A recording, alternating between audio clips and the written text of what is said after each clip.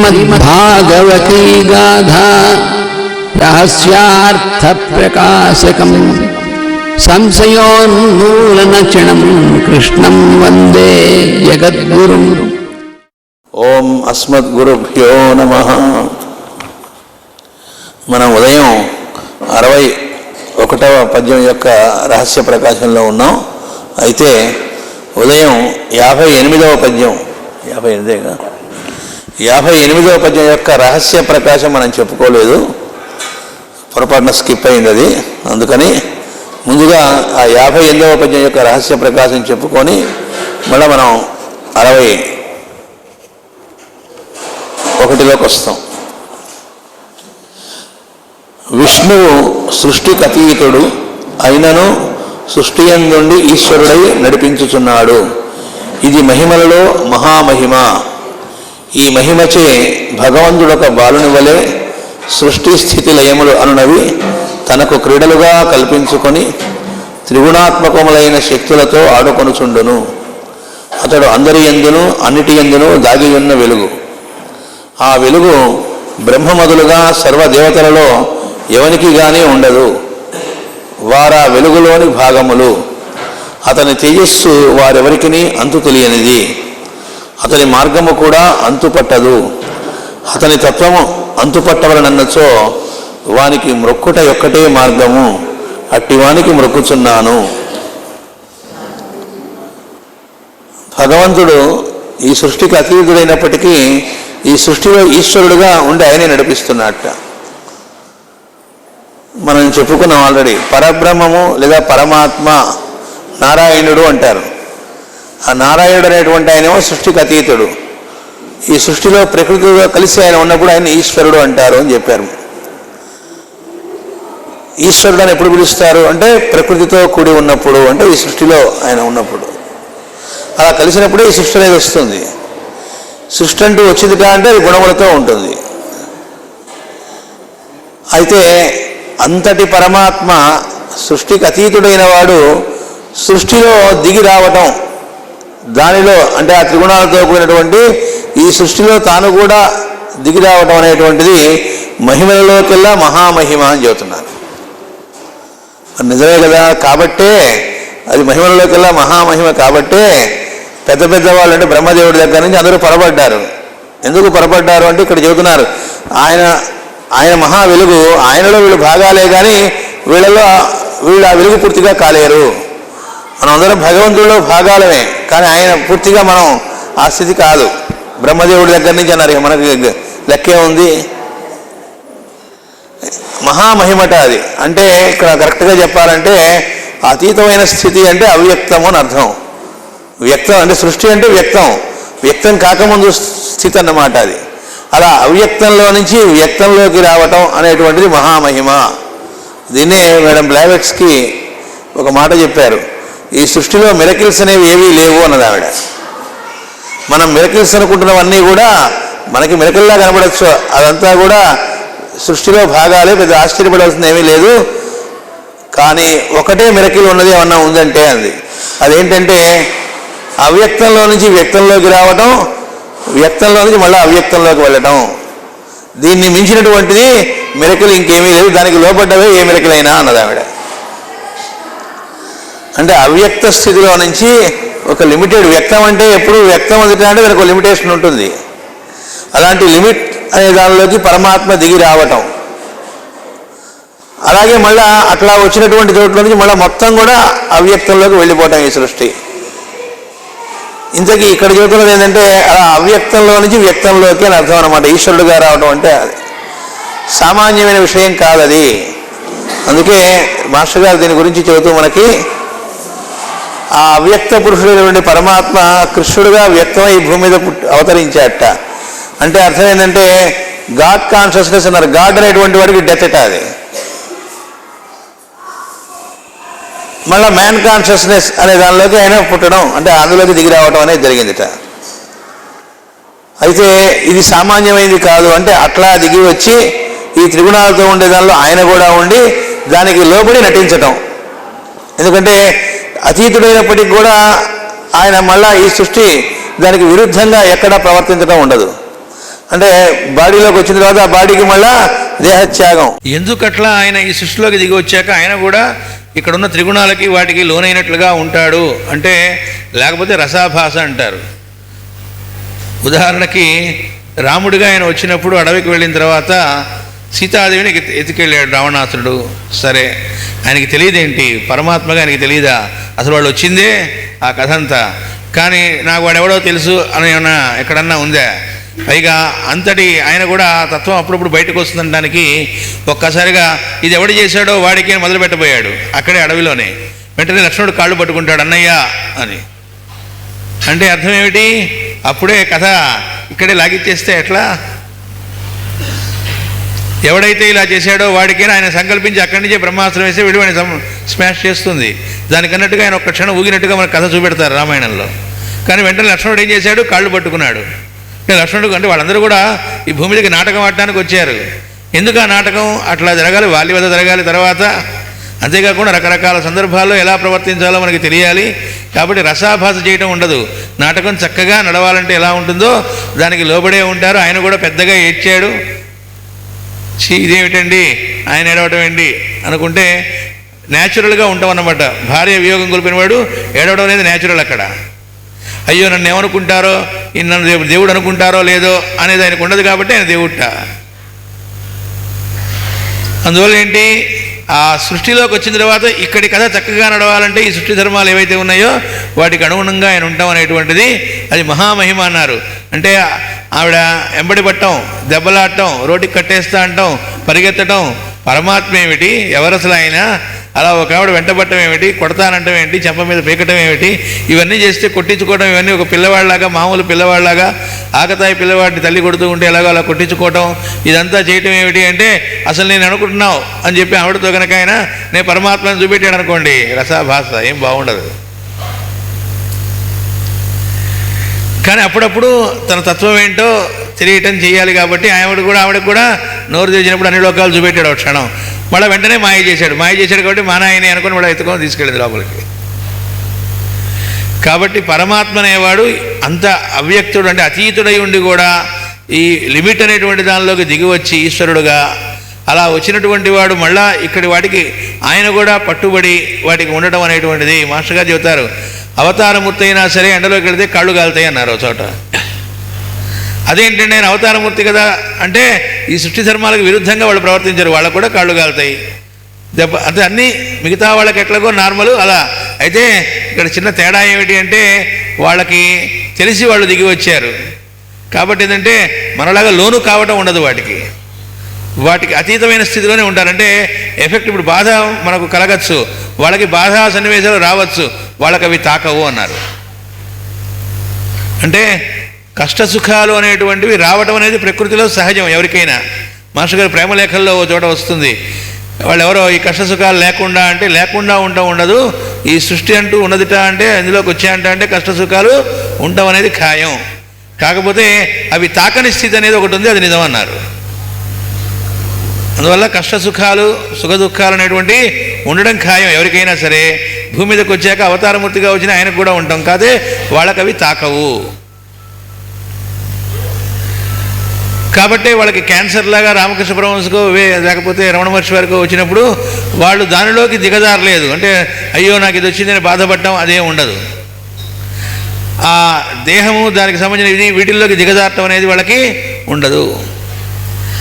అట్లా ఆయన ఏం చేస్తాడట, ఇంకా ఈ మహిమచే భగవంతుడు ఒక బాలుని వలె సృష్టి స్థితి లయములన్నవి తనకు క్రీడలుగా కల్పించుకొని త్రిగుణాత్మకములైన శక్తులతో ఆడుకొనుచుండును.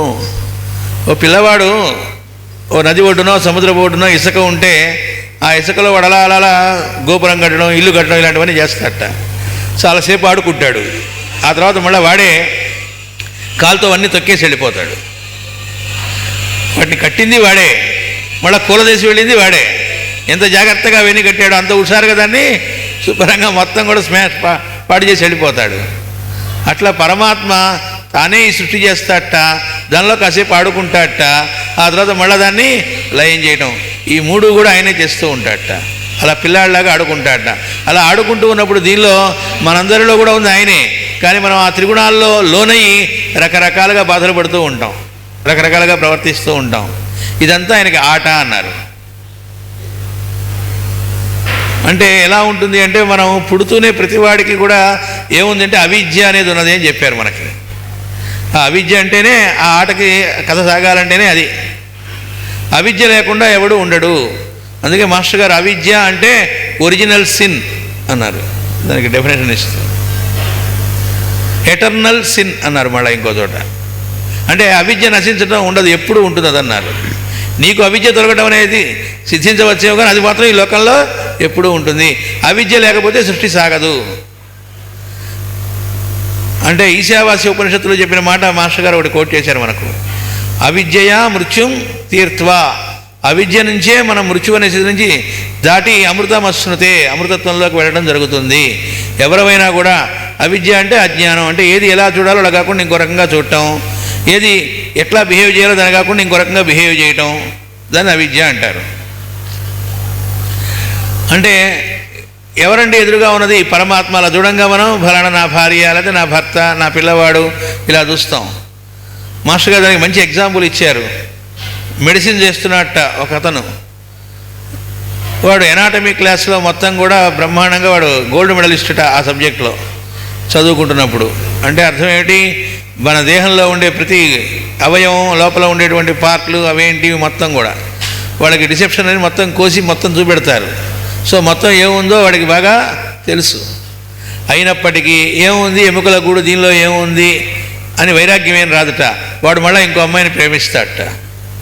మరి వాడు మెడిసిన్ చేసినటువంటి వాడు ఎనాటమీ మొత్తం తెలుసు, ఉత్త అస్థిపంజరం అని తెలిసి ఎందుకు ప్రేమిస్తున్నాడు? ప్లస్ ఆవిడ కూడా వీడిని ప్రేమిస్తుందిట, ఆవిడ మెడిసిన్ చేసిందిట ఆయన అంటాం.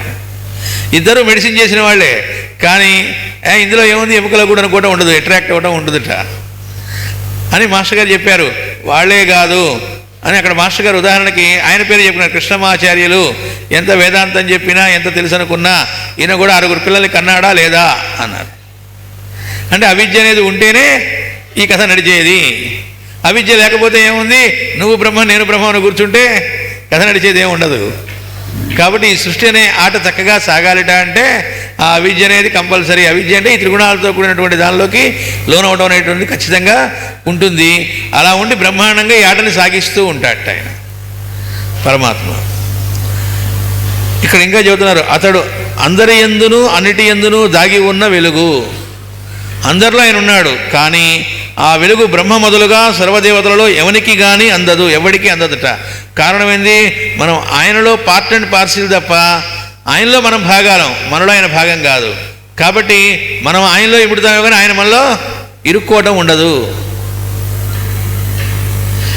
అతని తేజస్సు వారెవరికి అంతు తెలియనిది. ఎవరికి కూడా ఆయన ఏంటో పూర్తిగా తెలియడం అనేది ఎవరికి ఉండదు. అయితే ఇక్కడ మరి అట్లయితే భగవంతుడిని మనం తెలుసుకోవడం కుదరదా? తెలుసుకోగలం, కానీ మనం తెలుసుకున్నదే భగవంతుడు కాదని గుర్తుపెట్టుకో అన్నారు. నీ రాచిప్యంతో అంత తెలిసింది భగవతత్వం అన్నారు.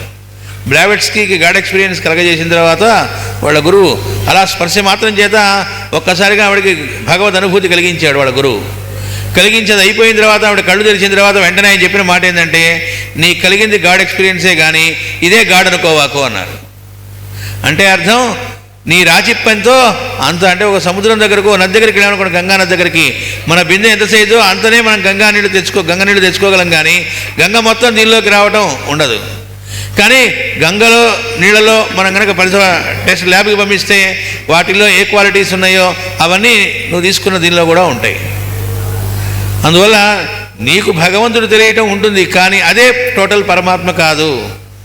అంటే దీన్నే రామకృష్ణ పరమహంస తమాషగా చెప్పారు. ఒక ఉప్పు బొమ్మకి ప్రాణం పోసారట, ఉప్పుతో బొమ్మను తయారు చేశారట, దానికి ప్రాణం పోసారట.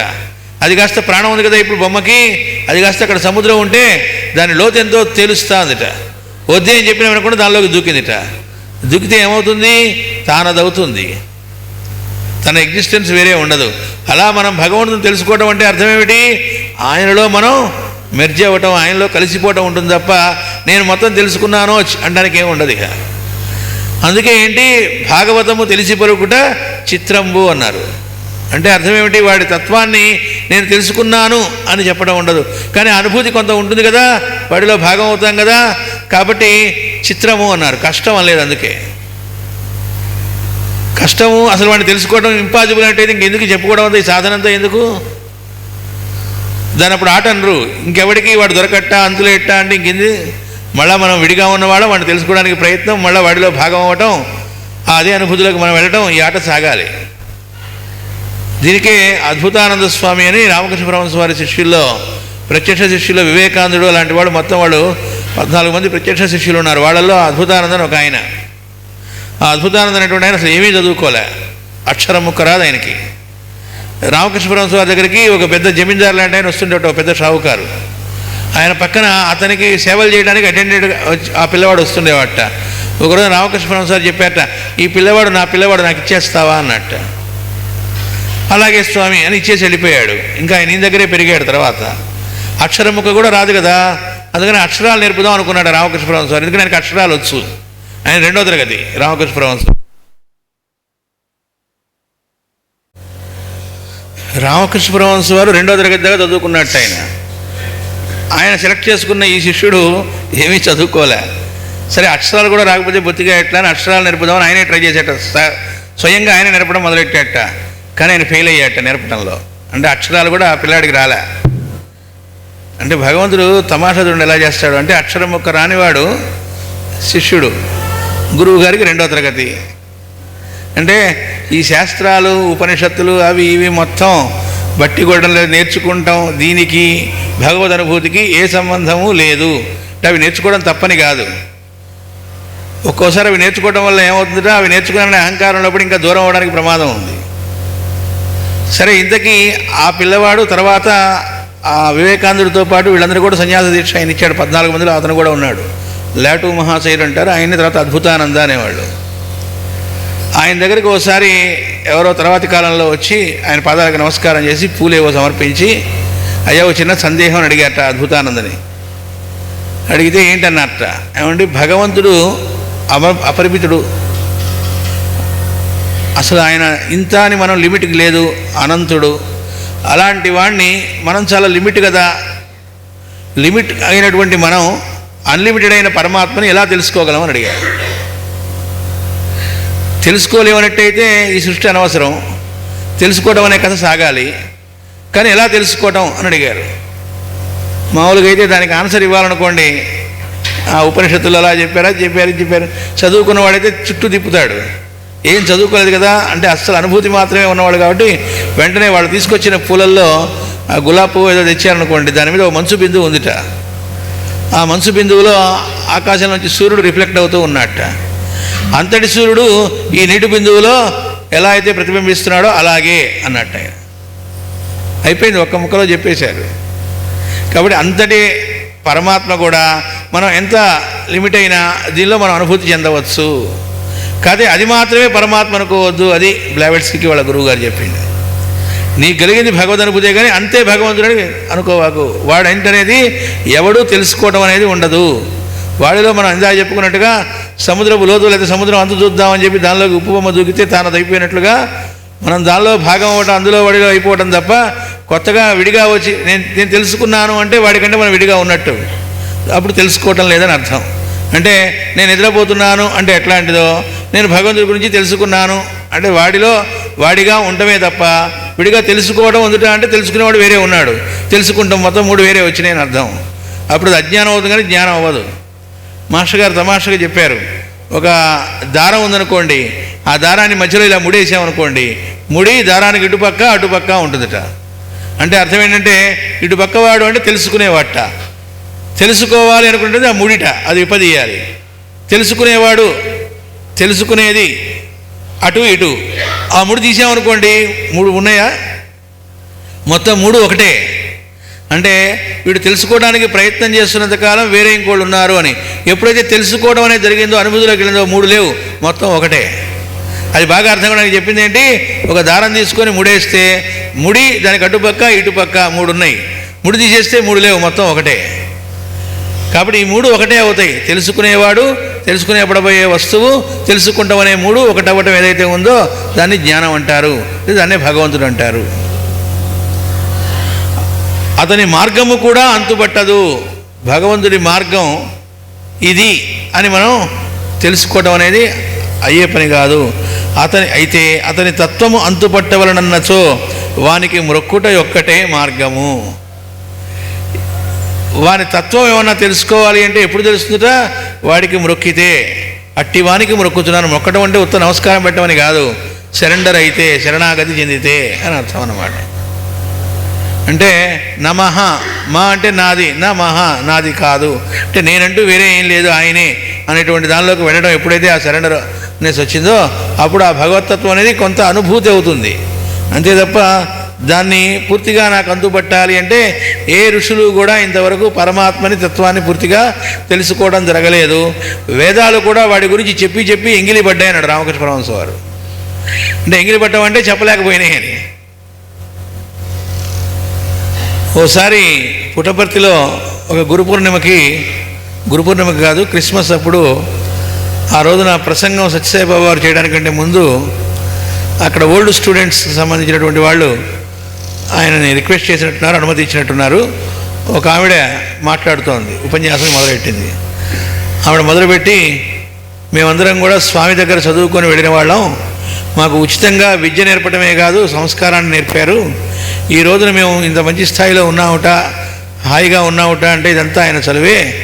మరి అట్లా మమ్మల్ని ఈ స్థితికి తీసుకొచ్చిన స్వామికి మేము చేయగలిగింది ఏమిటా అని ఆలోచించి మేమందరం ఒక నిర్ణయానికి వచ్చాం.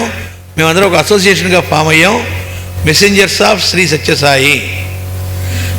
మేము ఆయన యొక్క దూతలుగా, ఆయన అందరూ తెలుసుకోవాలి, ఆ ఆనందం అందరూ అనుభూతి చెందాలి. కాబట్టి ఆయన గురించి, ఆయన అంటే ఏంటనేది అందరికీ తెలియజేయడానికి ప్రయత్నం చేద్దాం అనుకుంటున్నాం. స్వామి మాకు అనుమతి ఇవ్వవలసిందని సభాముఖంగా అడిగింది ఆవిడ. తర్వాత బాబావారు ఉపన్యాసం మొదలెట్టి ముందు ఆయన పద్యంతో మొదలెడతారు. క్రిస్మస్ కదా, ఆయన చెప్పదలుచుకున్న ఉపన్యాసం చదువుతూ మధ్యలో ఒక చోట ఆయన చెప్పింది ఏంటంటే, ఈ ఆయన దేహం వైపు చూపెడుతూ ఈ సాయితత్వం ఏమిటనేటువంటిది ఋషులు కూడా కనిపెట్టలేకపోయారు. అంటే అర్థం భగవతత్వం ఎవరు కూడా తెలుసుకోలేరు. అలా నా గురించి ఎవరూ తెలుసుకోలేరన్నప్పుడు మీరెవరు నా గురించి తెలియజేయడానికి? మెసెంజర్స్ ఆఫ్ సత్యసాయి అంటూ మనం వకాలతా పుచ్చుకొని చెప్పాలంటే మనకు తెలిసి ఉండాలిగా. మరి ఎట్లా అంటే ఎవరికైనా సరే తెలియపరచుకోదలుచుకుంటే నాకు నేనుగా తెలియపరుచుకుంటాను, మధ్యలో ఎవరు రాయబారం అక్కర్లేదు. అంటే భగవంతుడు ఆయన ఎక్స్పీరియన్స్ కలగజేసుకుంటే డైరెక్ట్గా వాడే కలగజేస్తాడట. కాబట్టి మరి గురువులంతా ఎందుకండి? మనం గురువులు అనుకుంటున్నాం. ఆ గురువు అనేటువంటి వెలుగు ద్వారా పనిచేస్తుంది పరమాత్మే. ఎక్కడైనా అసలు గురువు ఎవరు? పరమాత్మే.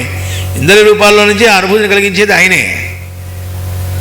అంతే తప్ప మనం వకాలతా పుచ్చుకొని ఈయన గురించి మనం ప్రచారం చేద్దాం అంటే వాళ్ళు నెగిటివ్ సెన్స్లో అనుకోలేదు.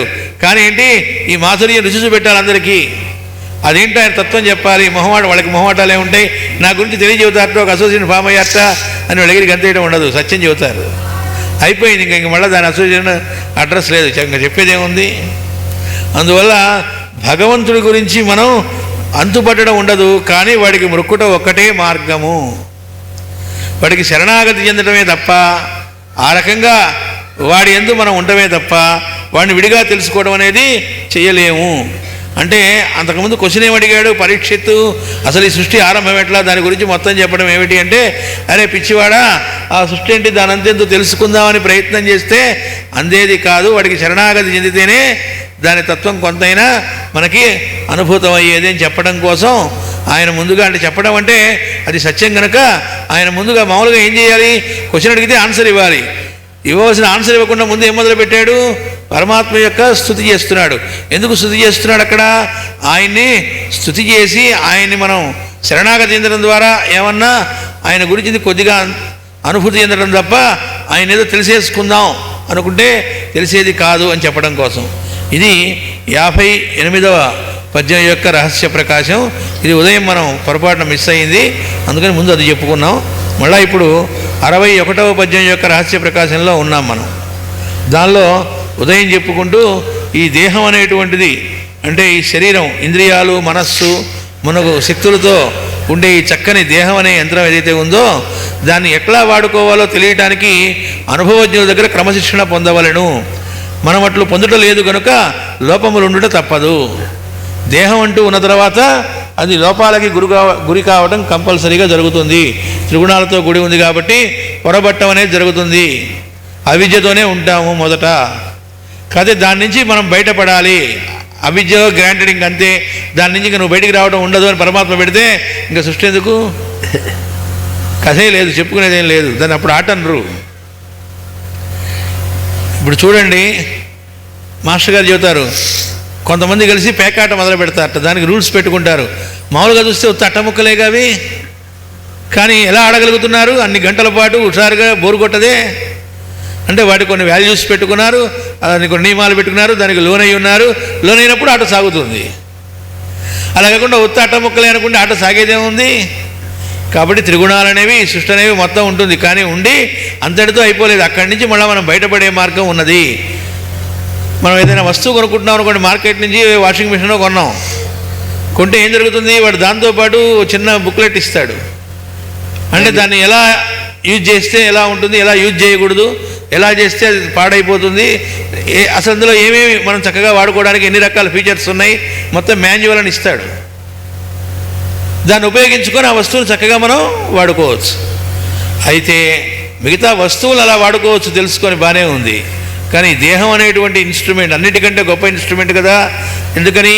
ఇన్ని రకాల ఇన్స్ట్రుమెంట్ని మానవుడు తయారు చేస్తున్నాడు. కానీ ఇన్ని తయారు చేస్తున్న మానవుడు అనే ఇన్స్ట్రుమెంట్ దానికంటే మించిందేగా. ఎంత సూపర్ కంప్యూటర్ అనుకున్నా అది కూడా తయారు చేస్తున్నాడు ఎవడు? మానవుడు. మరి వాడిని మించినవి కాదుగా అవన్నీ. మరి అలాంటి ఈ ఇన్స్ట్రుమెంట్ని ఎలా వాడుకోవాలో మాన్యువల్ ఉండాలిగా. మరి తల్లి గర్భంలో వచ్చేప్పుడు మాన్యువల్తో వస్తున్నావా? అంటే మనం పుట్టక ముందే మాన్యువల్స్ ఉన్నాయిట ఇక్కడ. ఏంటవి? వాటినే మాన్యూ స్క్రిప్ట్స్ అంటున్నారు మాస్టర్ గారు. మాన్యూ స్క్రిప్ట్స్ అంటే తెలియక చేతి వ్రాతలు. అప్పట్లో ప్రింటింగ్ ప్రెస్లు అవి లేవు, తాటాకుల మీద ఏవో రాసుకున్నారు, చేతి వ్రాతలు మాన్యూ స్క్రిప్ట్స్ అంటారు. కాదన్నారు మాస్టర్ గారు. వాటిల్లో మ్యాన్ అనే స్క్రిప్ట్ ఉన్నది అని చెప్పారు. స్క్రిప్ట్ మామూలుగా మ్యాన్ యాజ్ స్క్రిప్ట్ అంటారు, దీన్ని మ్యాన్ యాజ్ స్క్రిప్ట్ అన్నారు. అదే అంటే మరి రామాయణం అనుకోండి, భారత భాగవతాలు అనుకోండి, బైబిలో ఖురానో ఎక్కడ ఎవడు ఏ భాషలో రాసుకున్నప్పటికీ ఆ గ్రంథాల్లో ఉన్నటువంటిది ఏమిటి అంటే మన కథే, మన స్క్రిప్టే. మనం ఎట్లా జీవించి బాగుపడాలి, ఎట్లా మళ్ళా అవిద్య నుంచి విద్యలోకి వెళ్ళాలి అనే దానికోసం ఈ అమృతత్వంలోకి వెళ్ళే మార్గము దానిలో ఇవ్వటం జరిగింది. ఆ ఇచ్చినటువంటి మార్గాన్ని అనుష్ఠించిన వాళ్ళు ఉంటారు కొంతమంది. అంటే దానిలో ఆ సిద్ధి పొందిన వాళ్ళు. ఆ సిద్ధి పొందిన వాళ్ళ దగ్గర మనం క్రమశిక్షణ పొందాలి. ఎందుకని? ఉత్త పుస్తకం ఉందనుకోండి, మనం కూడా రామాయణం సొంతంగా చదువుకోవచ్చు. చదువుకోగానే మార్పు వస్తుందా? రాదు. మరి ఎట్లా? అందులోని విషయాల్ని అనుష్ఠించినటువంటి ఒక మహనీయుడు ఉన్నాడు అనుకోండి, వాళ్ళ దగ్గరికి మనం వెళ్ళి వాళ్ళ పాదాల దగ్గర మనం మ్రోల చేరి సేవిస్తే అప్పుడు మనకి వాళ్ళ దగ్గర నుంచి అది ప్రవహించేది. విద్య ఒకళ్ళ నుంచి ఒకళ్ళకి వచ్చేది అన్నారు. పుస్తకంలోది మస్తకంలోకి ఎక్కితే వచ్చేది విద్య కానే కాదు. అది ఒకళ్ళ నుంచి ఒకళ్ళకి ప్రసరించేది. అంటే అర్థం ఏమిటి? ఒక క్యాండిల్, వెలిగించిన క్యాండిల్ ఇంకో క్యాండిల్ని వెలిగించడం లాంటిది అన్నారు. అక్కడ వెలిగించడం అంటే అర్థం ఏమిటి? ఆ క్యాండిల్ వెలగడానికి కారణమైంది మొత్తం యువతల క్యాండిల్లో ఉంది, కొత్తగా ఏదో తీసుకురాలే. కానీ ఆ వెలిగించడం అనేది గురువు చేస్తాడు. ఉదాహరణకి అయస్కాంతం దగ్గరికి ఇనుప ముక్కను తీసుకెళ్తే ఇది కూడా అయస్కాంతంగా అవుతుంది. అదొక్కటే మెథడ్ అని చెప్పారు. అంటే ఆల్రెడీ ఆ రకమైన క్రమశిక్షణ పొందిన వాళ్ళ దగ్గరికి వెళ్ళడం ద్వారా మనం కూడా క్రమశిక్షణ మనకు అలవడుతుంది. ఇంకో మార్గము లేదు. ఇది కూడా ఒక మార్గం వల్ల, ఇది మాత్రమే మార్గం అన్నారు. అయితే ఇక్కడ ఆ అయస్కాంతం దగ్గరికి ఇనుప ముక్కను తీసుకెళ్తే మాస్టర్ గారు చెబుతారు అక్కడ ఈ ఇనుప ముక్క కూడా అయస్కాంతంగా మారింది. ఈ మారటంలో అయస్కాంతం తనలో ఉండే ఏదైనా పార్ట్ను తీసుకొచ్చి ఇనుప ముక్కకి యాడ్ చేసిందా అన్నారు. లేదు. ఈ ఇనుప ముక్కలో ఉండే కొంత పార్ట్ని పక్కకి తీసేసిందా? లేదు. కొత్తగా యాడ్ చేసింది లేదు, తీసేసింది లేదు. కేవలం తన సాన్నిధ్య మహిమ చేత, ఇండక్షన్ మెథడ్ అంటారు, ఆ సాన్నిధ్య మహిమ చేత తనంతటి దానిగా అంటే అయస్కాంతంగా మార్చింది. గురువు చేసేది కూడా అదే. ఆయన కొత్తగా ఏది జొప్పించట, నీకు తెలియదు తెలుసుకో అంటూ కొత్త విషయాలనేవి జొప్పించటం ఉండదు మనలో. ఇండాక్ట్రినేషన్, నమ్ము అని రుద్దటమే ఉండదు. ఆ రుద్దటం ఈ విషయాలను నమ్మాలి అంతే అంటాం, అది పాలిటిక్స్లో ఉంటుంది, లేకపోతే మతం అనేటువంటి రిలిజియన్లో ఉంటుందేమో. కానీ స్పిరిచువాలిటీ అన్న దానిలో రుద్దటం ఏమి ఉండదు. పోనీ నీలో ఇవన్నీ ఉన్నాయి, దరిద్ర ప్రశ్నలు తీసేసేయి అని చెప్పి కూడా గురువు ఎప్పుడు అనట్ట. అంటే మనం గురుగారి దగ్గరికి వెళ్తామా? మన లోపల ఆయనకి తెలియకనా? వెళ్ళిన ప్రతి వాళ్ళని నీలో ఇవి ఉన్నాయని ఎండగట్టడం మొదలుపెట్టాను అనుకోండి, దగ్గరికి ఒక్కడ వెళ్ళటంట, ఆయన దగ్గరికి వెళితే ఇవి మొదలుపెట్టాడు. ఎందుకని వాళ్ళు అసలు వాటి వైపు చూడరు. వాళ్ళకి కనబడుతున్నా వాటి వైపుకి చూడటం ఉండదు, వాటికి అసలు సంబంధం వాళ్ళకి వాటి మీద ఉండదు. వాటిల్లోకి చూడటం అంటే దిగజారటం, ఆ స్థితిలోకి దిగజారటం వాళ్ళు ఉండదు. మన లోపాలని చుట్టం అనేటువంటి దానిలోకి వెళ్ళరు, తప్పుల్ని చుట్టం ఉండదు, ఉప్పులోకి మనల్ని తీసుకెళ్ళటం ఉంటుంది.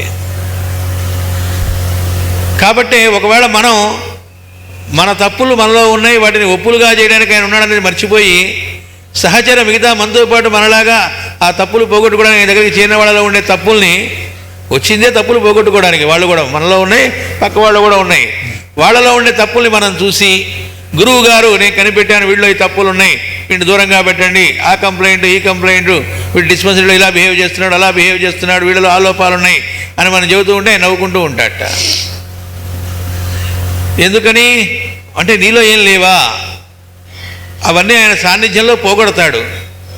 ఉదయం చెప్పుకున్నాం కదా, సుగ్రీవుడు మన అన్నగారు నువ్వు మర్డర్ చేసి పెడతావా కాస్త అన్నాడు. మరి ఆ స్థాయిలో ఉన్నవాడిని దూరంగా పెట్టాడు పరమాత్మ. పోనీ వాడికి తర్వాత అయినా క్లాస్ పీకాడు, అరే చూసావా విన్నావా డైలాగ్ నేను చెప్పింది మీ అన్నయ్యకి చెప్పినప్పుడు, నేను నీతో డీల్ ఒప్పుకొని కాదు చేసింది, వాడు అధర్మజ్ఞుడు కాబట్టి, వాడు వధారుడు కాబట్టి చంపాను అని మళ్ళీ వాడికి డైరెక్ట్గా ఎప్పుడు చెప్పలే. అంటే నెమ్మదిగా వాళ్ళ సాన్నిధ్యంలో వాడు బాగుపడటం జరుగుతుంది. కాబట్టి వాడు ఆ తర్వాత కూడా ఏం జరిగింది, విభీషణుడు వచ్చినప్పుడు విభీషణుడు వచ్చి మీ పార్టీలో జాయిన్ అవుతా అన్నాడు. ఏ టైంలో? యుద్ధం టైంలో. అప్పుడు వీడు వెంటనే అడక్కపోయినా వచ్చాడు సుగ్రీవుడు, వచ్చి సలహా ఇచ్చాడు. ఎవరికి? రాముడికి. రామ వీడిని తీసుకోవాకు నమ్మవాకు, వీడు వాళ్ళ అన్నయ్యకి ద్రోహం చేసి వచ్చాడు, ఇలాంటి వాడిని నమ్మితే ఎట్లా అన్నాడు. రాముడు ఒక నవ్వు నవ్వేట, వాడికి తేలికుట్టిన వాళ్ళగా అయ్యాట. అంటే నువ్వు చేసింది ఏమిట్రా, నువ్వే కదా అడేగా, ఎవరి దగ్గరికి కదా రాముడి దగ్గరికి వచ్చి మా అన్నయ్యని మర్డర్ చేసి పెట్టమన్నవాడు. వీడేం చెబుతున్నాడు, వాడు వాళ్ళ అన్నయ్యకి ద్రోహం చేసి ఈ టైంలో యుద్ధం టైంలో మన దగ్గరికి వచ్చాడు, ఇలాంటి వాడిని నమ్మితే ఎట్లా అన్నాడు. రాముడు ఒక నవ్వు నవ్వేటప్పుడు ఇక్కడికి అర్థమైంది, తేలికుంటున్నట్టే కామయ్యాడు. అంటే మన లోపాలు పరమాత్మకి తెలియక కాదు, గురువుకు తెలియక కాదు, వాటి నుంచి మనల్ని బయటపడేసేవాడు తప్ప ఆయన కూడా మనలోకి దిగి ఆయన కూడా ఒక పక్షం వహించి మనం ఏదో కాస్త డిస్పెన్సరీ సర్వీస్ చేస్తున్నాం కాబట్టి అని మొహమాట పడి, అరే ఆ సెంటర్లో ఈ డాక్టర్ ఈయన మరి ఈయనకి ఇబ్బంది కలిగేట్టుగా వాడు ఎవడో ప్రవర్తించాడు కాబట్టి ఈయన చెప్పినట్టుగా యాక్షన్ తీసుకోకపోతే రేపు ఏమవుతుందో, ఈయన బయటకు వెళ్ళిపోతే అక్కడ మందులు ఇచ్చేవాడేవాడు, మన ఆర్గనైజేషన్ దెబ్బతినకూడదు, ఇలాంటి వ్యామోహాల్లో ఉంటే ఆయన గురువు ఎలా అవుతాడు? ఈ ఆర్గనైజేషన్లు ఇవన్నీ ఏ పర్పస్ కోసం పెట్టారో ఆ పర్పస్ వాళ్ళకి ముఖ్యం తప్ప ఇవి కాదు. వాళ్ళకి పర్పస్ కంటిన్యూ అవ్వడం చూసుకుంటారు తప్ప ఇవన్నీ కాదు. మహా అయితే ఏం జరుగుతుందంటే ఇట్లా వాడు మరీ ఎక్కువగా తయారవుతే వాడందరూ వాడు కట్ ఆఫ్ అయి దూరంగా వీళ్ళు పంపించరు, వాడు దూరమే వెళితే వెళ్తాడేమో కానీ గురువు దూరం తీయటం ఉండదు, దగ్గర తీయటం ఉండదు.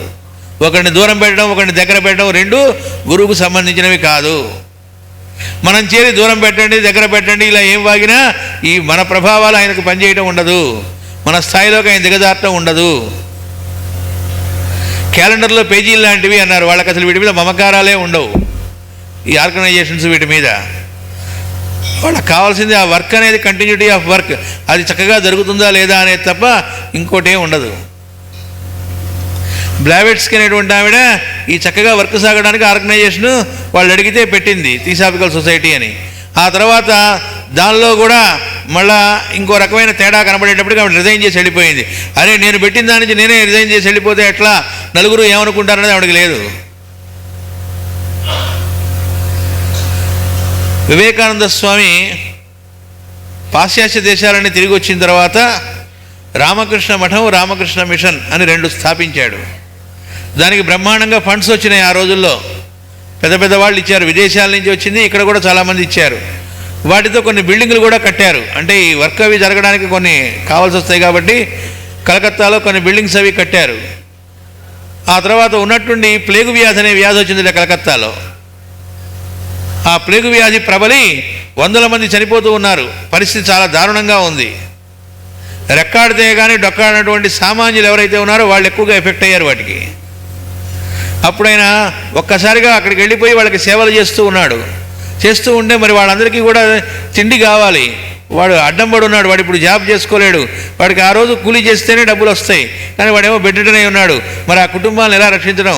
మానిటరీగా వాడికి అమౌంట్ ఇవ్వాల్సి వస్తుంది, వస్తువులు ఇవ్వాలి, వాడికి డబ్బులు కావాలి కదా, సరుకులు కొని ఇవ్వాలన్నా ఆయన దగ్గర డబ్బులేం లేవు. అందుకని ఏం చేశాడు, పరిస్థితి ఇలా ఉంది కాబట్టి అమౌంట్ ఇవ్వవలసింది అని డిక్లేర్ చేశాడు పబ్లిక్గా.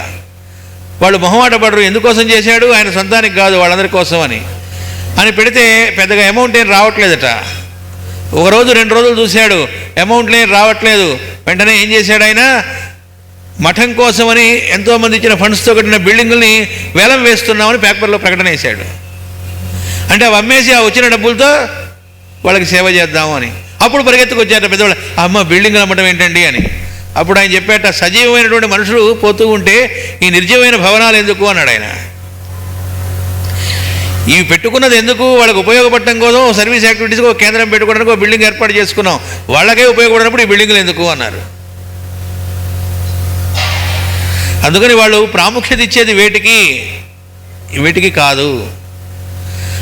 అందుకే ఒకసారి తెనాల్లో ఈకే గారు ఉపన్యాసాలు చెప్పడానికి వచ్చినప్పుడు ఆ దగ్గరలో ఉండే గ్రామంలో నుంచి వచ్చిన ఒక ఆయన ఉపన్యాసం విని అయిన తర్వాత ఆనందపడి, మాస్టర్ గారండి మా ఊళ్ళో కూడా మీరు వచ్చి ప్రసంగిస్తారా అని అడిగారట. వెంటనే మాస్టర్ గారు ఎప్పుడు కావాలి అని అడిగారట డేటు. వాడు ఏదో డేట్ చెప్పారట. పక్కన ఉన్న వాళ్ళతో అడిగారట, ఏంటి ఆ డేట్కి నాకు ఆల్రెడీ ఏమన్నా కార్యక్రమం ఫిక్స్ అయ్యి ఉంది అని అడిగారట. ఏం లేదన్నారట. అయితే ఆ డేట్కి నేను వస్తున్నా అన్నారట. పెట్టుకో కార్యక్రమం అన్నారు. అనగానే అతను వెంటనే, అయ్యా తమరు వస్తున్నారంటున్నారు కదా, ఏమి ఏర్పాట్లు చేయాలి అని అడిగారట. అంటే ఏర్పాట్లు చేయాలిట అంటే మరి మీకు ఏమిటి కారు ఏర్పాటు చేయాలా విశాఖపట్నం నుంచి, లేకపోతే ఫస్ట్ క్లాస్ టికెట్స్ అక్కడి నుంచి ఏర్పాటు చేయాలా తెనాలి దాకా, అక్కడి నుంచి మళ్ళీ ఎట్లా, అక్కడికి వచ్చిన తర్వాత మీకు ఎలాంటి వసతులు ఏర్పాట్లు ఉండాలి, ఇవన్నీ ఇంక్లూడింగ్. ఆయన చెప్పిన మాట ఏంటంటే, ఒక మైకు, ఒక బల్ల, మంచినీళ్ళు అన్నారు. ఇవేవి చెప్పలే. అంటే పూర్తిగా ఏది అవసరమో దానిలో ఉన్నారు తప్ప, నన్ను రప్పించుకోవాలంటే తమాషా అనుకున్నావా, నేను ఫారెన్ రిటర్న్లో నన్ను మీరు రప్పించుకోవాలి అంటే ఖర్చు అవుతుంది, కథ మామూలుగా కాదు, అవన్నీ చేసుకోగలిగితే చూడు, అవి చెప్పలే. వాళ్ళ వర్క్ పర్పస్ సర్వ్ అవ్వడం అనేటువంటి దానిలో ఉండడం తప్ప ఈ మిగతావి ఏవి కూడా వాళ్ళకి అసలు ఇంపార్టెంట్ కానే కావు. ఆ హడావుళ్ళు ఏవి వాళ్ళ దగ్గర ఉండవు. కాబట్టి ఏమిటి, ఈ ఆ మహాత్ములు ఎవరైతే అలా అనుష్ఠిస్తూ ఉన్నారో, అలాంటి అయస్కాంతంలాగా ఉన్నారో వాళ్ళ దగ్గరికి మనం చేరడం వల్ల మాత్రమే మనం కూడా బాగుపడటం ఉంటుంది, ఉత్త పుస్తకాల వల్ల కాదు. కానీ మరి పుస్తకాలు ఎందుకండి అంటే అది కూడా చెప్పారు, వాళ్ళ సాన్నిధ్యంలో ఉంటూ ఆ గ్రంథాలని మనం చదువుతూ ఉంటే అప్పుడు అందులో ఉన్నది మనలోకి ప్రవహిస్తుంది అన్నారు. లేకపోతే మనం చదివే విధానం ఎలా ఉంటుందంటే, మనం చూస్తూ ఉంటే ఇలా ఎందుకు చేశాడు, దుర్యోధనుడు చేసింది కరెక్ట్ కాదంటారా, కృష్ణుడు ఎలా కరెక్ట్ అవుతాడు, ఇలాంటి మన తెలివితేటలు పనిచేస్తాయి అక్కడ. లేదా అసలు ఆ రచయిత ఏం చెప్పాడో చూద్దాం అని మనం పాయింట్ ఆఫ్ వ్యూలో నుంచి చూడటం ఉంటుంది, మనం మార్కులు వేద్దాం అన్నట్టుగా ఉంటుంది. అంతేగాని దాని నుంచి మనం ఏం నేర్చుకుందాం అనేటువంటి సరెండర్ అవ్వడం అనేది ఉండదు. కాబట్టి గురువు అనుగ్రహం కలిగిన తర్వాత ఆ చూపు మారుతుంది, అప్పుడు మనం ఆ గ్రంథాలు చదివే విషయం మారుతుంది. అప్పుడు కూడా మాస్టర్ గారు చెప్పారు, రోజు ఎవరైనా సరే ఒక చోట కూర్చొని ఒక నలుగురు కలిసి ఒక గ్రంథాన్ని చెప్పుకోవడం చేసుకుంటూ ఉంటే వాళ్ళకి కొత్తగా తెలివితేటలు ఏమక్కర్లే, చాలా నాలెడ్జి, శాస్త్రాలు, అనేక విషయాలు తెలియటం, అన్నింటినీ సమన్వయం చేసుకోవడం తెలియటం, ఇవేవి అక్కర్లేదు. వాళ్ళు కూర్చొని చెప్పుకుంటూ ఉంటే వాళ్ళలో చిత్తశుద్ధి ఉండి బాగుపడదాం అని ఉంటే వాళ్ళకి కావాల్సిన ఆన్సర్ ఆ గ్రంథంలో నుంచి వాళ్ళకి లభిస్తుంది అన్నారు. అంతే తప్ప ఏమండి మాకు ఇన్ని విషయాలు తెలియవు కదా అని అనుకోవక్కర్లేదు. మాస్టర్ గారు దానికి చెప్పిన మాట చెప్పారు, మనకు సనత్సుజాతీయంలో చెప్పారు, ఒక ఆన్సర్ ఇచ్చారు అక్కడ. ఏమిటి అంటే, నువ్వు జస్ట్ చేస్తుంది ట్యూన్ చేసుకోవటం అన్నారు. ట్యూన్ చేసుకోవటం మాత్రమే నువ్వు చేస్తోంది, అక్కడి నుంచి సోర్స్ ఎప్పుడు ఒకటే. కరెక్ట్గా ట్యూన్ చేసుకుంటే అది నీలోకి ప్రవహిస్తుంది రావాల్సింది. అంటే అక్కడ లైట్లన్నీ బ్రహ్మాండంగా వెలగడానికి అవసరం లైట్లు ఉన్నాయి, ఎలక్ట్రిసిటీ కరెంటు కూడా మొత్తం ఉంది, అన్ని కనెక్షన్లు వేసున్నాయి. స్విచ్ వేయటం మనం చేస్తేనే కదా అది వెలిగేది. స్విచ్ వేయటం లాంటిది అన్నారు మన ప్రయత్నం. ఆ ప్రయత్నం ఉండాలి. చేస్తే ఫలానా వాళ్ళకైతేనే దానిలోని విషయాలు తెలుస్తాయిటండి, మిగతా వాళ్ళకి తెలియదుట అని ఉండదు. ఆ ఫలానా వాళ్ళు అనే వాళ్ళకి ఎలా తెలిసిందో మనకు కూడా అలాగే తెలుస్తుంది. ఎవరికైనా మనం చేయవలసింది ట్యూన్ చేసుకుంటే, మనలో నిర్మమంగా నిరహంకారంగా ఉండి చిత్తశుద్ధితో అయ్యా మేము బాగుపడాలనుకుంటున్నాం, మాకు కావాల్సింది దీని నుంచి మెసేజ్ అని కూర్చుంటే అప్పుడు ఆ గ్రంథంలోది మనకు అనుభూతం అవ్వటం అనేటువంటిది అనుగ్రహిస్తారట పెద్దలు. ఎప్పుడైనా ఎక్కడైనా సత్యం అదే అన్నారు, ఎవరి విషయంలో అయినా అంతే అన్నారు. ఎంత పెద్దవాడనుకున్నవాడైనా వాడికైనా అది అనుభూతి కావాలంటే ఎప్పుడవుతుంది? ట్యూన్ చేసుకోవడం చేతనైతేనే. అంటే ఆ ట్యూనింగ్ కోసం అది గురువు అనుగ్రహం వల్ల అలా శ్రద్ధగా కూర్చొని మన అప్పుడు విప్పారతాయిట దానిలోని విషయాలు మనకు కావాల్సినవి. కాబట్టి ఈ గ్రంథాలు ఎందుకు అనకూడదు, ఉంటాయి, కానీ వాటిని ఎలా అధ్యయనం చేయాలి, ఎట్లా ఉండాలనేటువంటిది గురువు దగ్గరికి వెళ్ళినప్పుడు మాత్రమే మనకు అనుభూతిలోకి వస్తుంది. అయితే ఇంతకీ ఇవన్నీ ఎందుకు చెప్పుకుంటున్నాం? అలా కాకుండా మామూలుగా పుట్టాము పెరిగాము మన ఇష్టం వచ్చినట్టు ఉందాం అనుకుంటే కష్ట సుఖాలకు లోనవటము, త్రిగుణాలకు లోనవటము, వాళ్ళ మీద వీళ్ళ మీద మనకు ఉంటే భావాలు, ఇప్పుడు మనం ఏదైతే లోకంలో అనుభవిస్తూ ఉన్నామో ఈ దుఃఖంలోనే ఉంటుంది. ఈ దుఃఖంగా మనం ఏదైతే అనుభవిస్తూ ఉన్నామో దానిలో నుంచి బయటపడము. ఎందుకని? లోపాలతోనే ఉంటుంది, అవిద్యతోనే ఉంటుంది. కానీ ఈ అవిద్య నుంచి మనం విద్యలోకి వెళ్ళాలి, అమృతత్వంలోకి వెళ్ళాలి అంటే ఈ లోపముల వలన నది సరిగా పనిచేయక వికారములైన భావములు పుట్టించును. ఇది లోపాలతో ఉంది, పాపభూయిష్టమైంది, ఛీ అని అనకూడదన్నారు. మళ్ళా ఈ దేహాన్ని అది పాడుదైతే ఎందుకు సృష్టించాడు పరమాత్మ అన్నారు మాస్టర్ గారు. అది పనికిమాలినది కాదు, నువ్వు పనికిమాలినదిగా చేసుకుంటున్నావు. దాన్ని మళ్ళా ఇదే కరచరణాదులతో ఇంకోటి పుట్టినవాడు సద్వినియోగం చేసుకుంటున్నాడుగా. కాబట్టి ఆ చేసుకునే విధానం ఉన్నది. ఈ దేహం అంటూ ఉన్న తర్వాత ఇది లోపాలకు గురవటం ఉంటుంది, కానీ దానిలో నుంచి బయటపడాలి. ఆ బయటపడ్డ వాళ్ళ దగ్గరికి చేరి వాళ్ళ మ్రోల చేరి మనం సేవించడం ద్వారా మాస్టర్ గారు పతంజలి యోగ సూత్రాలకు వ్యాఖ్యానం మొత్తం 4 భాగాలకి చెప్పిన తర్వాత మళ్ళీ సందేశం ఏమంటే అక్కడ చెబుతూ ఓ మాట అన్నారు. నేను విడిగా ఎవరైనా వచ్చి పతంజలి యోగ సూత్రాలకి ఏదైనా కానీ పతంజలి నారదభక్తి సూత్రాలని కాదు, వీడికి మా దగ్గరికి వచ్చి వ్యాఖ్యానం చెప్పండి అని ఎంత పెద్దవాళ్ళు వచ్చి అడిగినా నేను చెప్పను.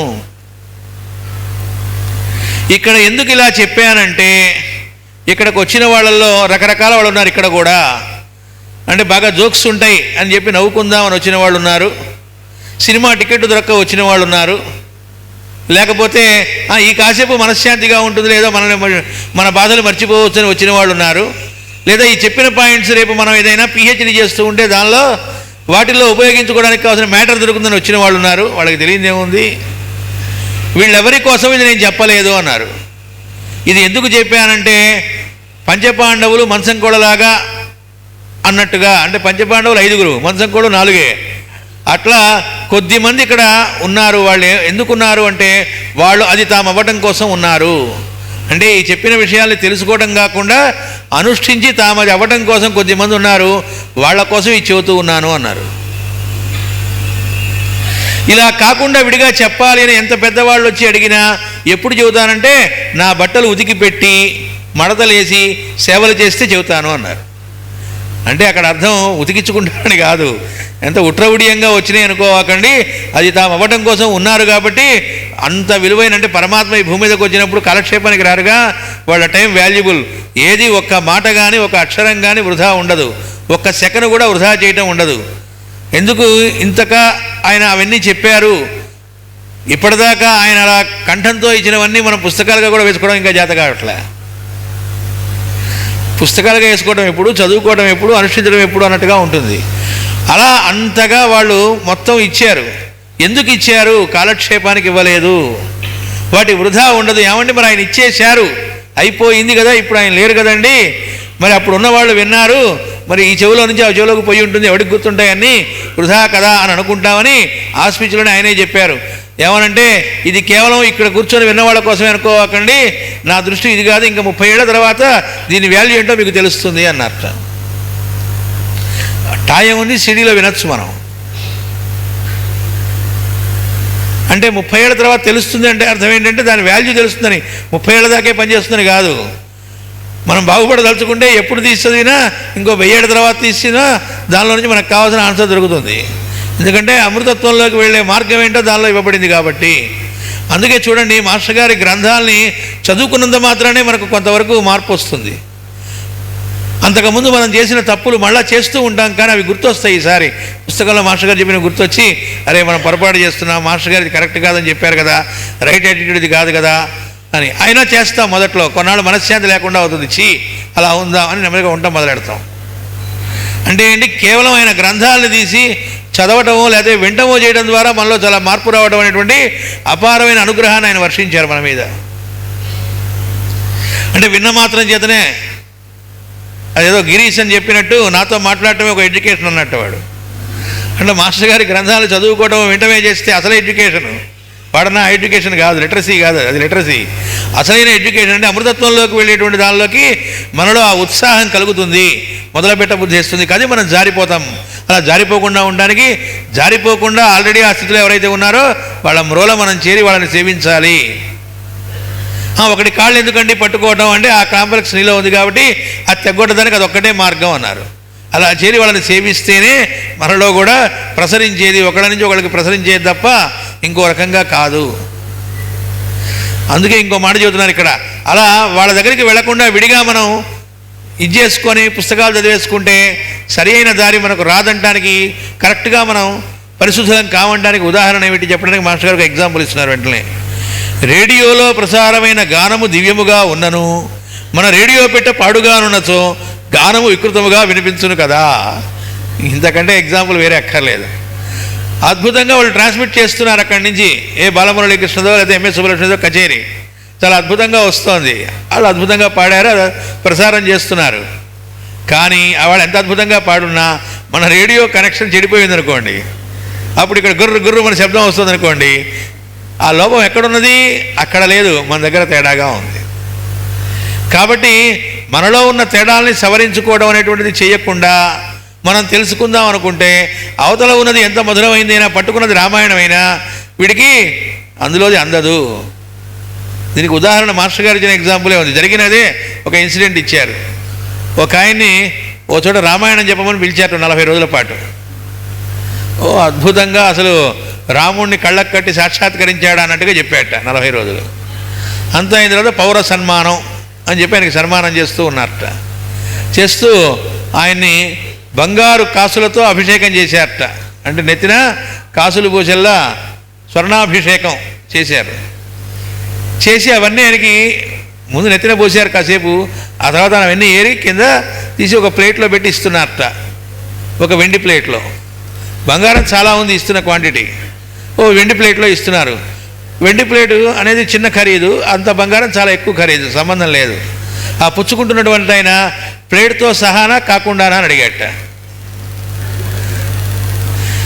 అంటే ఇన్నాళ్ళు చెప్పిన రామాయణం ఏమైంది అంటే, అనుభూతిలో లేనప్పుడు ఇలాగే ఉంటుంది, ఆచరణలో లేనప్పుడు ఎట్లా ఉంటుంది. అప్పుడు అవతల ఆయన రెడ్డి గారితో, ఆయన ఎవరు పెద్ద ఆయన, మీరు అంతగా ముచ్చట పెడితే ఇవ్వకుండా ఉంటావా అన్నట్టు. అంటే నువ్వు అంతగా అడుక్కుని ఉంటే ఇవ్వకుండా ఉంటావా అని. అలాగే ఆయన ఎక్కడైతే దిగాడో ఆ 40 రోజులు ఆయనకు ఒక చోట ఇచ్చారు కదా, అకామిడేషన్ ఇచ్చారు. పాపం వాళ్ళు ఎంతో భక్తిగా ఆయనకి రోజు అన్ని సేవలు చేస్తూ వచ్చారు, భోజన భాజనాలు అన్ని ఏర్పాట్లు చేస్తూ గౌరవంగా. వీడికి బయట ఉపన్యాసం చెప్పించాడు, రోజు పండ్లు ఏవో ఇస్తుంటారు కదా గౌరవం కొద్దీ, అలా పండ్లు ఇచ్చారట. కరెక్ట్గా ఇంకా 2 రోజుల్లో 3 రోజుల్లోనూ 2 రోజుల్లో ఊరికి వెళ్తాడనగా ఆ పండ్లు ఇచ్చారట. పండ్లు ఇస్తే ఆ పండ్లు తెచ్చి ఇంట్లో పెట్టుకున్నట్ట. వాడు ఎవరింట్లో ఉండి ఇన్నాళ్ళు తెరగా తింటున్నాడో, మాస్టర్ గారు అన్నారు తెరగా తింటూ ఉన్నాడో అన్నారు. ఆ ఇంట్లో చిన్నపిల్లలు ఉన్నారట. ఆ పండ్లు వాళ్ళకి ఇవ్వచ్చుగా, వాళ్ళకి ఇవ్వలేదట, ఇవ్వబుద్ధి కాలేదు. లోపల సంచిలో పెట్టుకున్నట్ట. ఏంటి ఉద్దేశం అంటే, ఊరెళ్ళాక వాళ్ళ మనవలకి ఇద్దాము అని. ఈ లోపల అవి కుళ్ళిపోయినాయిట, కుళ్ళిపోయి వాసన కొడుతూ ఉన్నాయిట ఘోరంగా. అప్పుడు ఆ ఇంట్లో వాళ్ళు వచ్చి చూసి వాటిని తీసి కడిగి శుభ్రం చేశారట. చేసి మళ్ళీ ఊరెళ్తున్నప్పుడు మళ్ళీ చాలా పళ్ళు వాళ్ళు తీసుకొచ్చి ఇచ్చారట ఈయనకి. దీన్ని ఇప్పుడు నేను చెప్పిన ఈ ఇన్సిడెంట్ని మాస్టర్ గారు 10 నిమిషాలు ఎక్స్ప్లెయిన్ చేశారు. ఈ చిన్న ఇన్సిడెంట్ని 10 నిమిషాలు మామూలుగా చెప్పలే. అంటే ఎంతగా అక్కడ విమర్శించడం అంటే తిట్టడం అని కాదు ఉద్దేశం. మనం అట్లాంటి యాటిట్యూడ్లో ఎంత ఘోరమైన స్థితిలో ఉంటామో అంటే, నువ్వు రామాయణం చెప్పు, భగవద్గీత చెప్పు, ఏం చెప్పినా నీకేమి అందులోది అసలు అది ఏముందో దానిలోది తెలియలేదు. అంటే నువ్వు ఏ మరణాలతో ఉన్నావో ఆ మరణాలతోనే దాని చదవటం ఉంటుంది, నీ కళ్ళజోళ్ళ నుంచి అది చుట్టం ఉంటుంది, నీ హ్రస్వ దృష్టిలో నుంచే దాని చుట్టం ఉంటుంది తప్ప అక్కడేముందో నీకు దర్శనం ఇచ్చేది ఉండదు అన్నారు. ఎందుకని తేడా ఎక్కడుంది? ఈ ఇన్స్ట్రుమెంట్లో ఉంది, నువ్వు చూసే చూపులో తేడా ఉంది. కాబట్టి నీకు అట్లాగే దర్శనమిస్తుంది. రామాయణమైనా అంతే, ఏదైనా అంతే. కాబట్టి ఏం చేస్తాం? మాస్టర్ గారు చెప్పారు, కృష్ణుడు చక్కగా తరించడానికి భగవద్గీత ఇచ్చేట స్ట్రైట్గా. మళ్ళీ మనం ఏం చేస్తాం? మన నమ్మకాలతో దాన్ని వ్యాఖ్యానం చేస్తాంట. అవే అద్వైతపరంగా వ్యాఖ్యానం, విశిష్టాద్వైతపరంగా వ్యాఖ్యానం, ద్వైతపరంగా వ్యాఖ్యానం అని మాస్టర్ గారు మొహమాటం లేకుండా చెప్పారు. కృష్ణుడు అద్వైతపరంగా వ్యాఖ్యానం ఇవ్వలేదు, ద్వైతపరంగా వ్యాఖ్యానం ఇవ్వలేదు, ఆయన స్ట్రైట్గా ఇచ్చాడు బాగుపడే మార్గం. ఈ వ్యాఖ్యానాలు ఇచ్చుకొని ఏమంటంట?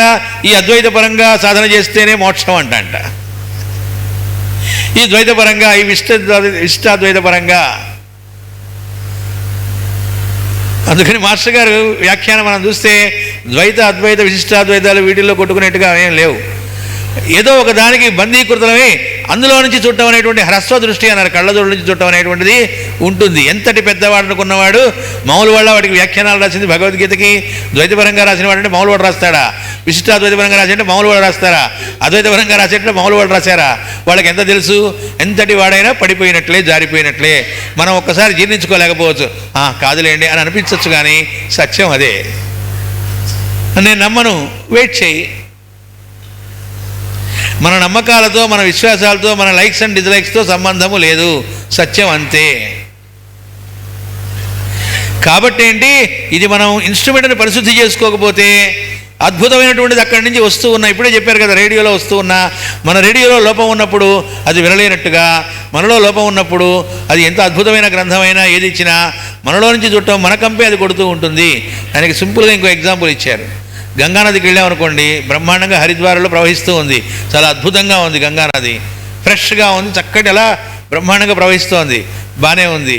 ఆహా, ఇది కదా పవిత్రం అంటే, గంగలాగా పవిత్రమైంది. అందులో నుంచి ఒక బిందె పట్టుకొచ్చాయంట, మన ఇంట్లో పెట్టాయంట, వాడకుండా 4 రోజులు పెట్టాయంట మూత పెట్టి. అప్పుడు తీసిస్తే కంపు కొడుతుంటుందట, అలాగే కిలుంగు వాసన కూడా వేస్తుంటుందట. మరి గంగానది కదండి అంటే ఇప్పుడు ఏమైంది? ఆ పాత్ర కంపు దానికి కొట్టింది. అలా రామాయణమే అయినా మన కంపు దానికి అంటుకుంటుంది. అంటే దానికి అంటుకోదు, మనము ఆ అంటుకున్న దాంతో మనం చుట్టం జరుగుతుంది. కాబట్టి లోపం ఎక్కడుంది? గంగలో లేదు, మన పాత్రలో ఉంది. అలా ఆ గ్రంథాల్లో కాదు, పొరపాటు ఎక్కడుంది? మనం దాన్ని చదువుకోవడం లేదా తెలుసుకునే విధానంలో లోపం ఉంది. కాబట్టి సరి చేసుకోవాల్సింది దేన్ని? మనలో పాత్రత చేకూర్చుకోవాలి, ఇది శుభ్రపరచుకోవాలి. అద్భుతమైన పాయసం తయారు చేసినా చూసుకోక ఇసుక మట్టి ఉన్నటువంటి ఒక పాత్రలో దాన్ని పోస్తే పాయసం అద్భుతం కదా, తాగండి అంటే ఎలా తాగుతాం? అట్లా. కాబట్టి దీన్ని మనం బాగు చేసుకోవాలి. అట్లే మన యంత్రమందలి అన్నమయ ప్రాణమయ మనోమయ విజ్ఞానమయ కోశములు దోషభూయిష్టములై ఉన్నచో ఆనందమయ కోశము కూడా విఘ్నమయముగా సుఖదుఖమయముగా అనుభూతమగును. ఆనందమయాన్ని చేకూర్చే గ్రంథాలు తీసుకున్నా, లేదా ఒక్కోసారి ఏం చేస్తాం, ఆ పరమాత్మే అవతారమూర్తిగా వచ్చాడు, ఆయన సాక్షాత్తు ఆనంద స్వరూపుడు, ఆయన గురించి చెప్పేటప్పుడు కూడా ఎలా చెబుతాం? మా కాలనీలో ఉన్న సత్యసాయిబాబా దగ్గరికి వస్తే మీకు మీ కోరికలు తీరుతాయి, ఆ కాలనీలో ఉన్న సత్యసాయిబాబా కంటే మా కాలనీలో ఉన్న సత్యసాయిబాబా పవర్ఫుల్ అన్నట్ట విశాఖపట్నంలో. అంటే అర్థం ఏమిటి? ఆయన దగ్గరికి వెళితే అనుభూతి కలుగుతుంది. అక్కడ ఎక్కడైనా సత్యసాయిబాబా ఒకటే ఉంటాడుగా. ఈ ఊళ్ళో ఉన్నటువంటి పరమశివుడు చాలా పవర్ఫుల్ అండి అక్కడికంటే కూడా అని ఉంటుందా? ఇక్కడ అక్కడ ఉంది ఒకటే పరమశివుడుగా, అంతటా ఉంది వాడేగా. మాస్టర్ గారు దీనికే పెద్ద గురువులు చిన్న గురువులు ఎవడు దీని గురించి ఒక ఎగ్జాంపుల్ ఇచ్చారు. మనకు అవర్ హెరిటేజ్ అనే పుస్తకం ఉంది, దానిలో ఎవరో క్వశ్చన్ వేశారు ఆయన్ని. అడిగితే మాస్టర్ గారు దానికి తమాషగా ఒక ఎగ్జాంపుల్ చెప్పారు. అంటే కొంతమంది మనకు బయట 10,000 మంది కూర్చొని వింటున్నారు అనుకోండి ఒక ఉపన్యాసం, వాళ్ళు చాలా గొప్పవాళ్ళు. 10 మంది కూర్చొని వింటున్నారు అనుకోండి ఎక్కడో, వీడు పనికి మాలవాడు, వాళ్ళంతా కాదు, ఇవి కాదు లెక్కలు. అలాగే ఆయనైతే అసలు గురువు, వీళ్ళైతే ఎంతమంది జనం వచ్చారు వీటిని బట్టి కాదు. మాస్టర్ గారు ఒక ఎగ్జాంపుల్ ఇచ్చారు. దానికి ఓ చిన్న గ్రామం ఉందిట, ఆ గ్రామంలో చిన్న పోస్ట్ ఆఫీస్ ఉందిట, సిటీలో పెద్ద పోస్ట్ ఆఫీస్ ఉండొచ్చు. నీకెవరో మనీ ఆర్డర్ చేశారు, నువ్వు ఆ చిన్న గ్రామంలో ఉన్నావు, నీకు ఎంత రావాలో అంత మనీ ఆర్డర్ చేస్తే ఇది చిన్నది కాబట్టి నీకు రావాల్సిన అమౌంట్ తగ్గుతుందా అని అడిగారు. అది చిన్న పోస్ట్ ఆఫీస్ అవ్వచ్చు, నీకు ఇవ్వాల్సిన అమౌంట్ ఇస్తారు. అలాగే ఒక పెద్ద పోస్ట్ ఆఫీసు, నీకు అక్కడ మనీ ఆర్డర్ 1000 రూపాయలే వచ్చింది, అది పెద్దది కాబట్టి నాకు 10,000 ఇవ్వండి ఇస్తారా? అక్కడున్న పెద్దది చిన్నది అనేది ఏం లేదు, నీకేది రావాలో అది వస్తుంది. అట్లా ఇక్కడికి వచ్చేటప్పటికి ఆ అద్భుతమైన గ్రంథమే, ఆనందమయ దానిలోకి తీసుకెళ్లే గ్రంథమే, దానికోసమే వాళ్ళు ఇచ్చారు. భాగవతం అనేటువంటి డైరెక్ట్గా ముక్తికి సోపానము, దానికోసమే ఇచ్చాడు ఆయన. మిగతా వాటిలతో వీళ్ళు ఆనందం పొందట్లేదు కాబట్టి, అంటే సూటిగా ఆ రకమైన అనుభూతికి వచ్చేటప్పుడు డైరెక్ట్గా చదువుకుంటేనే ఆ స్థితిలోకి వెళ్ళేట్టుగా ఈ గ్రంథం ఇవ్వబడింది. కానీ ఆ గ్రంథం పట్టుకొని కూడా మనం తరించట్లేదు ఏమిటి అంటే, ఆ స్థితిలోకి ఎందుకు వెళ్ళలేకపోతున్నాం? మాస్టర్ గారు చెప్తారు కదా, ప్రపంచంలో దేనికి ఎక్కడ ఏ క్వశ్చన్ వేసినా దానికి కావాల్సిన సొల్యూషన్స్ మొత్తం ఉన్నాయి భగవద్గీతలో అన్నారు. ఒకతను ఏం చేశాట, ఓ పండితుడు జరిగిన సంఘటన మాస్టర్ గారు చెప్పింది, కరీంనగర్ జిల్లానో ఏ జిల్లాలోనో కలెక్టర్గా ఉన్నట్ట. ఓ కలెక్టర్ దగ్గరికి వెళ్ళాట, వెళ్ళి ఇక్కడ నేను భగవద్గీత చెప్పదలుచుకున్నాను, మీరు నాకు అవకాశం అదే ఏర్పాటు చేసుకోండి అన్నట్ట. అంటే ఆ కలెక్టర్గా ఉన్న ఆయన అలాగే తప్పక ఏర్పాటు చేస్తామండి అన్నట్ట. అంటే ఎంత ఇస్తావు అని అడిగారట. ఏంటండి ఇచ్చేది అన్నారట. అంటే అమౌంట్ ఎంత ఏర్పాటు చేస్తావు, హారతి పడంలో ఎంత పెట్టి చేస్తారో చెప్పండి, దాన్ని బట్టి ఎన్ని డేసో మీకు ఇస్తానన్నారు. అయ్యా తమరికి భగవద్గీత ఇంకా వంట పట్టలేదని నాకు అర్థమైంది, వంట పట్టినప్పుడు రండి అన్నట్ట. అంటే భగవద్గీతలో ఏం చెప్పారు, ఫలితం ఆశించకుండా పని చేయని చెప్పారు. వీడు ఫలితం ఆశిస్తున్నాడు ఏది భగవద్గీత చెప్పడానికి, అంటే వీడికి అందులో ఏముందో వంట పడుతుందా, ఈ జన్మకి లేదు. ఆ స్థితిలో ఉన్నంతకాలం వాడికి వాడు చెబితే జనాలకు ఏమొస్తుంది? మాస్టర్ గారు అంటారు, భగవద్గీత అంతా అయిన తర్వాత ఇది కనుక చదివితే ఏమేమి మనకు వస్తాయో అని చెప్పి ఫలశ్రుతి ఇచ్చారట. వరాహ పురాణంలోది అని చెప్పి ఇచ్చారట. ఏ పురాణంలో లేదట అది. అంతేకాదు ఈ ఒక్క శ్లోకం చదువుకుంటే భగవద్గీత మొత్తం చదివినట్లే, ఈ శ్లోకం చదువుకుంటే రామాయణం మొత్తం చదివినట్టే, ఏమవ్వదు. కాకపోతే ఒక్క శ్లోకం చాలు బాగుపడటానికి, అంతే తప్ప అది ఆచరణలోకి సంబంధించి తప్ప ఉత్త పుస్తకం చదివేస్తాం, పారాయణ చేసేస్తాం, ఏదో ఓటేసినట్టు అయిపోయింది కాబట్టి నన్ను అనుగ్రహించు, ఏమి మార్పు మనలో ఇంత కూడా మార్పు రాదు, నేను చదివానని అనిపించుకోవడం తప్ప. ఏమండి నేను రోజు గురుచరిత్ర పారాయణ చేస్తూ ఉంటాను, ఒక్కరోజు కూడా నేను ఆపేది ఉండదు, రోజు చేస్తున్నాను. మాస్టర్ గారు ఏమన్నారంటే, నువ్వు గురుచరిత్ర పారాయణ చేయి, విశ్వసనామ పారాయణ చేయి, నీలో మార్పు వచ్చిందా, నీ ప్రవర్తన ఇతరులతో మారిందా, మారిందిట అంటే నువ్వు కరెక్ట్ లైన్లో ఉన్నావని అర్థం, మారలేదుట అంటే నువ్వు ఏ పారాయణ చేసినా బుడిదలో పోసిన పన్నీరే అన్నారు. కాబట్టి అది ఎంత ఆనందమైందైనా అక్కడ మనలో ఉండే కంపు కొడుతూ ఉంటుంది, విఘ్నాలు కలుగుతూ ఉంటాయి. సర్వాంతర్యామి స్మరణము, వానికి ఆత్మార్పణము చేయుట, వానికి అర్పితములుగా సత్కర్మలు ఆచరించుట, వీని వలన ఇహపరలోకముల బంధములు తొలగిపోయి శ్రమలేని నిరంతరమైన ఆనందానుభూతి కలుగును. మరి ఆనందానుభూతి కలగడానికి మార్గం ఏమిటా ఇక్కడ చెబుతున్నారు. సర్వాంతర్యామి స్మరణము, మొట్టమొదటి మాటే ఫస్ట్, అక్కడే పెద్ద బ్రేక్ వేశారు. సర్వాంతర్యామి స్మరణము అంటే భగవంతుని స్మరించడం అని కాదు, అందరిలోని వాడిని స్మరించడం, అందరిలో వాడు ఉన్నాడేటువంటి అనుభూతిలో ఉండటం. ఎప్పుడు అనగానే ఏమండి మా ఆడపడుచులో తోడికోడల్లో నేను చూడలేనండి, అయిపోయింది అక్కడ. మా మామగారిలో చూడలేను, కోడల్లో చూడలేను, వాళ్ళు నాతో ఇలా ప్రవర్తించారు, ఇంత దారుణంగా బిహేవ్ చేశారు, అవన్నీ నేను మర్చిపోతాననుకుంటున్నారా, ఏదో క్వాలిఫికేషన్ లాగా వాళ్ళు పోయినా వాటిని స్మరిస్తూ ఉండడం 40 ఏళ్ళ తర్వాత కూడా. పైగా మిగతా వాళ్ళకు కూడా వాటి గురించి చెబుతూ ఎంత చండాలం అనుకున్నారు మా అత్తగారు, లేదా మా మామగారు, లేదా మా బిడ్డలు ఎంత విధవలో చూడని అక్కడ ఇక్కడ వాగుతూ ఉంటారట. మాస్టర్ గారు చెప్పారు, కుక్క వాగుడు వాగుతూ ఉంటారు అన్నారు. నీ బిడ్డలేగా వాళ్ళు, కాబట్టి ఆ లక్షణాలతో ఉన్నాను గుర్తుపెట్టుకో అన్నారు. కుక్క వాగుడు అన్నారు, కుక్క మురిగినట్టుగా వెళ్ళి చెప్పుకుంటూ సిగ్గులేకంగా చెబుతూ ఉంటాం అన్నారు. మన అబ్బాయి ఎట్లా ఉన్నాడని వేరే వాళ్ళ దగ్గరికి మా అబ్బాయి చూడండి ఇట్టా పట్టించుకోవట్లేదు, వాళ్ళ చెల్లెల్ని, పెళ్ళైన తర్వాత పెళ్ళ మాట వింటున్నాడు, ఆ కుటుంబం అక్కడ సరిగ్గా లేకపోతే దాన్ని పట్టించుకోవచ్చు కదా, వీడు పట్టించుకోవట్లేదు, వీడిది వీడు చూసుకుంటున్నాడు. ఇవన్నీ మనం లోకల్లో వింటూ ఉన్నవేగా ఇట్లాంటివన్నీ. కాబట్టి ఏమిటి, ఎట్టి పరిస్థితుల్లో సర్వాంతర్యామి స్మరణము మొట్టమొదటిది. నెక్స్ట్ వానికి ఆత్మార్పణము చేయుట, అంటే మనది అనేది లేకుండా జీవించటం అన్నమాట. సరెండర్ అయ్యి వానికి అర్పితములుగా సత్కర్మలు ఆచరించుట. మనం సత్కర్మ చేస్తున్నప్పుడు కూడా ఇది వానికి అర్పితముగా, అంటే ఈ రోజున ఇక్కడ ఉండి ఒక సత్కర్మలో మనం చేయగలుగుతున్నాముట అంటే అక్కడ ఆయన మనల్ని పెట్టింది ఎవరు, పరమాత్మ అనుగ్రహం వల్లే ఈ మంచి పని చేద్దామనే సద్బుద్ధి కలిగింది. ఈ మంచి పనిలో మనం భాగం అవుతున్నాం అనేది గుర్తుపెట్టుకో అన్నారు. అంటే వాడి అనుగ్రహం లేకుండా ఆ మంచి కార్యక్రమంలో మనం ఉండలేము. అలాంటి మంచి పనిలో మనల్ని ప్రవేశపెట్టినప్పుడు అది మనం ధన్యత్వం చెందడానికి మార్గంగా వాడి అనుగ్రహం వల్ల మనం అక్కడ ఉన్నామనేది గుర్తుపెట్టుకోక అక్కడ మనం కంపు చేయడం మొదలుపెట్టామనుకోండి, ఒక డిస్పెన్సరీలో మనల్ని మందులు ఇవ్వడానికి పెట్టారనుకోండి, అది దేనికి పెట్టారు? నువ్వు కాక ఇంకెవడు లేడని కాదు అక్కడ పెట్టింది, నువ్వు బాగుపడటానికి అది ఒక మార్గంగా, ఒక ట్రైనింగ్గా అక్కడ ఇచ్చారు అనేది గుర్తుపెట్టుకొని సరెండర్ అయి, ఇది నాకు అదృష్టము, ఈ సేవ చేసుకునే భాగ్యం నాకు కలిగించారు, ఇది కూడా ఆయన అనుగ్రహమే. అలా కాకుండా అక్కడ ఒక మోటివ్తో ఉన్నాం అనుకోండి, ఏమవుతుంది? కుండకి చిల్లిపడ్డట్టే అన్నారు. ఏం ఉపయోగం లేదు. అంటే నిజంగా సేవా మార్గం అనేది గురువు అనుగ్రహించిన అక్కడికి చేరి మన కంపు కొడుతూ ఉంటాం. అంటే గురు పూజలు జరుగుతున్నాయి అనుకోండి, అక్కడ పనులలో మనం చూడని పెట్టారనుకోండి,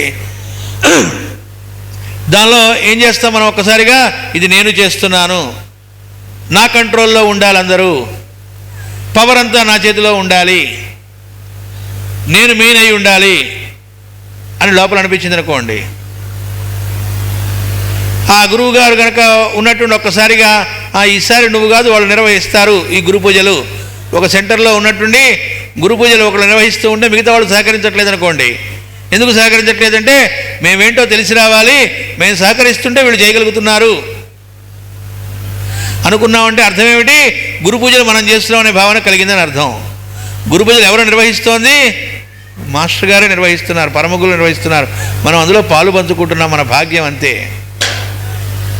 అని ఎవరు సహకరించలేదనుకోండి, కార్యక్రమం ఆగుతుందా? ఏమీ ఆగదు.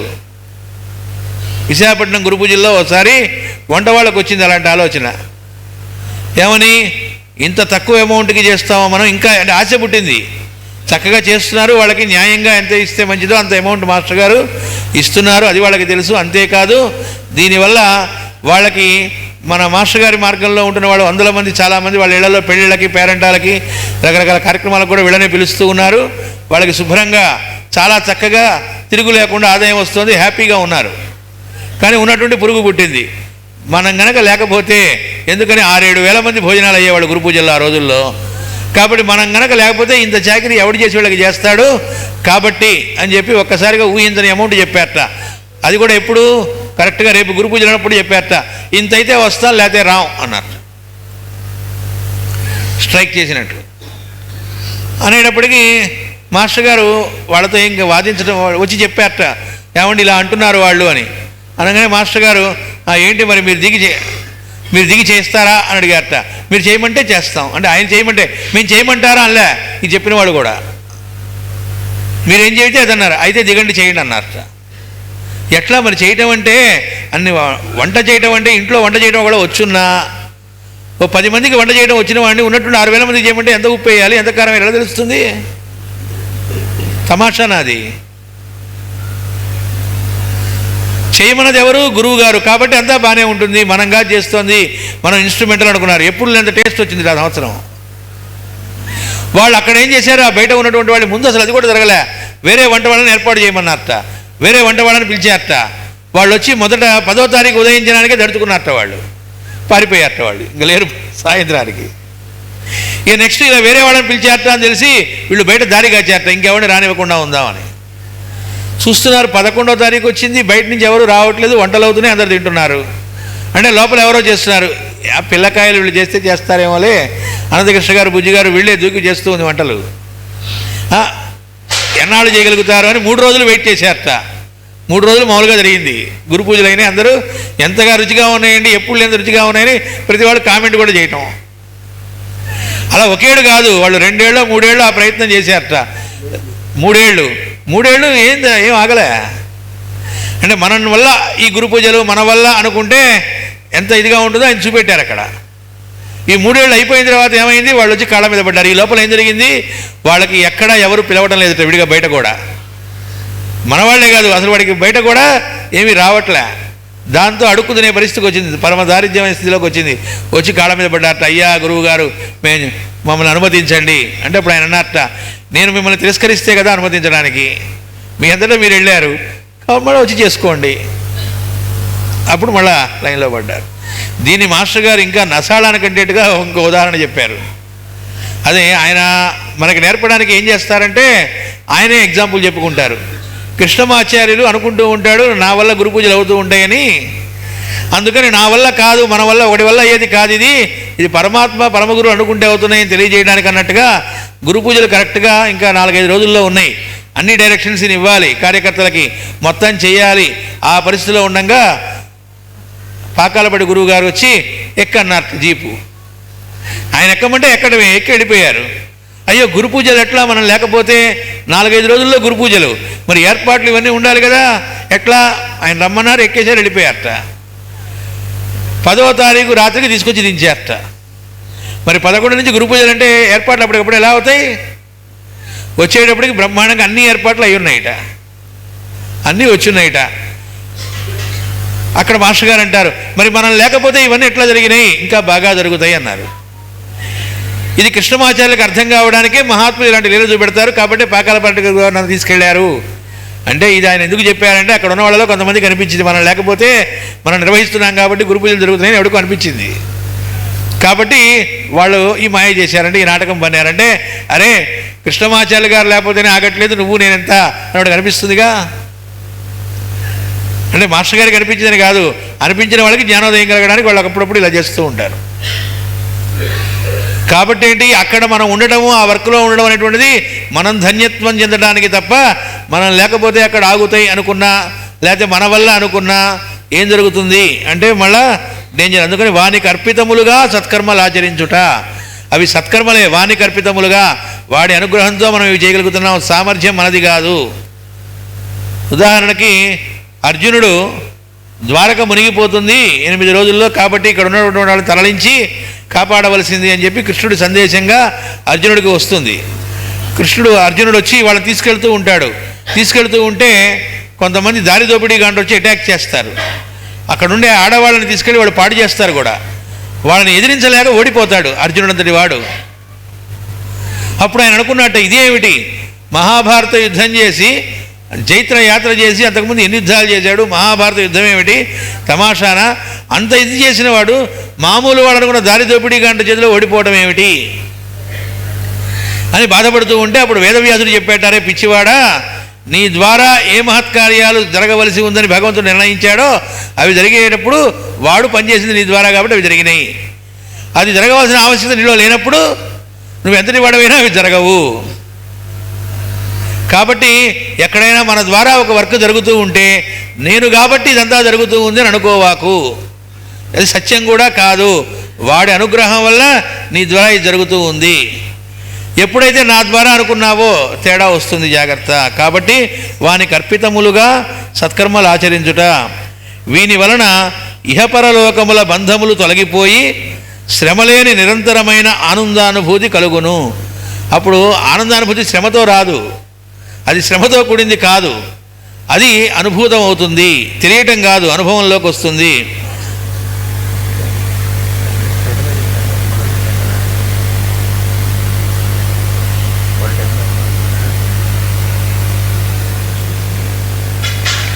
మొదట సృష్టికర్త అయిన చతుర్ముఖ బ్రహ్మ ఇట్లు ఆత్మార్పణ చేసి ప్రపన్నుడయ్యను.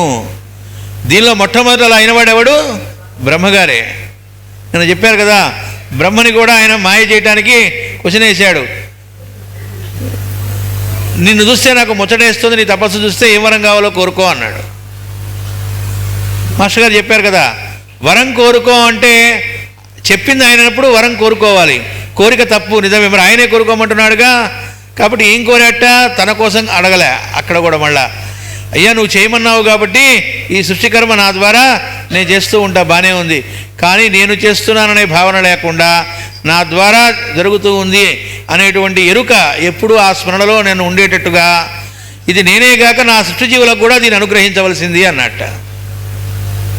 అంటే మాస్టర్ గారు చెబుతారు, రోజు ఒక 2-3 నిమిషాలైనా దీన్ని ధ్యానం చేయండి అన్నారు చోట ఒక ప్రసంగంలో, భాగవత ప్రవచనంలో తెలియజేస్తూ ఈ ఇన్సిడెంట్ని. అంటే ఏంటి, మనం చేస్తున్నటువంటి పని మనల్ని ఒక చోట ఒక డాక్టర్గా పెట్టి ఉండొచ్చు, మందులు కట్టేవాడిగా పెట్టి ఉండొచ్చు, లేదా గురు పూజలు సప్తాహాలు జరుగుతున్నప్పుడు దానిలో చక్కటిగా చాలా పనులు మన ద్వారా జరగడానికి కావాల్సిన కార్యకర్తగా మనల్ని పెట్టి ఉండొచ్చు. ఎక్కడ పెట్టున్నా మన ద్వారా ఇవి జరిగించడం అనేటువంటిది ఆయన చేస్తున్నాడు, మనం కేవలం ఇన్స్ట్రుమెంటు. ఆ రకమైన అర్పణ బుద్ధితో అనేది కోరేట, తన కోసం కోరలేదు, తన సృష్టి జీవులందరికీ కూడా దీన్ని అనుగ్రహించిన కోరేట. ఇది నాకు చాలా ఆనందం వేసింది అంటాడు అక్కడ ఆయన. కాబట్టి ఇట్లా ఆత్మార్పణ చేయటం అనేది మొట్టమొదట ఎవడు చేశాడు? చతుర్ముఖ బ్రహ్మ చేశాడు. అందువల్ల మొట్టమొదటి భాగవతుడు ఎవరు అంటే బ్రహ్మ అని చెప్పారు మాస్టర్ గారు. కనుకనే ఈ మహాసృష్టిని అంతటినీ నిర్వహించుటలో శ్రమలేక కౌశములతో నిపుణతతో నిష్కామ కర్మయోగముగా నడుపుతున్నాడు. తమాషాన ఈ సృష్టి నడపడం అనేది, ఒక పెళ్లి చేస్తూ ఉంటే ఆ పెళ్లి నిర్వహణ చేస్తున్నటువంటి వాడిని మొహం చూస్తే నానా టెన్షన్తో ఉంటాడు. అందరికీ అవందాలి ఇవందాలి కరెక్ట్గా అందుతున్నాయి లేదా నానా టెన్షన్లతో చేస్తూ ఉంటాడు. ఈ రోజుల్లో కూడా అన్నీ రెడీమేడ్ అనుకుంటూ, కళ్యాణ మండపం రెడీమేడ్, ప్రతిదీ రెడీమేడ్ అనుకున్న చోట కూడా పొరపాట్లు చేస్తూ ఉంటాం, తేడాలు వస్తూ ఉంటాయి.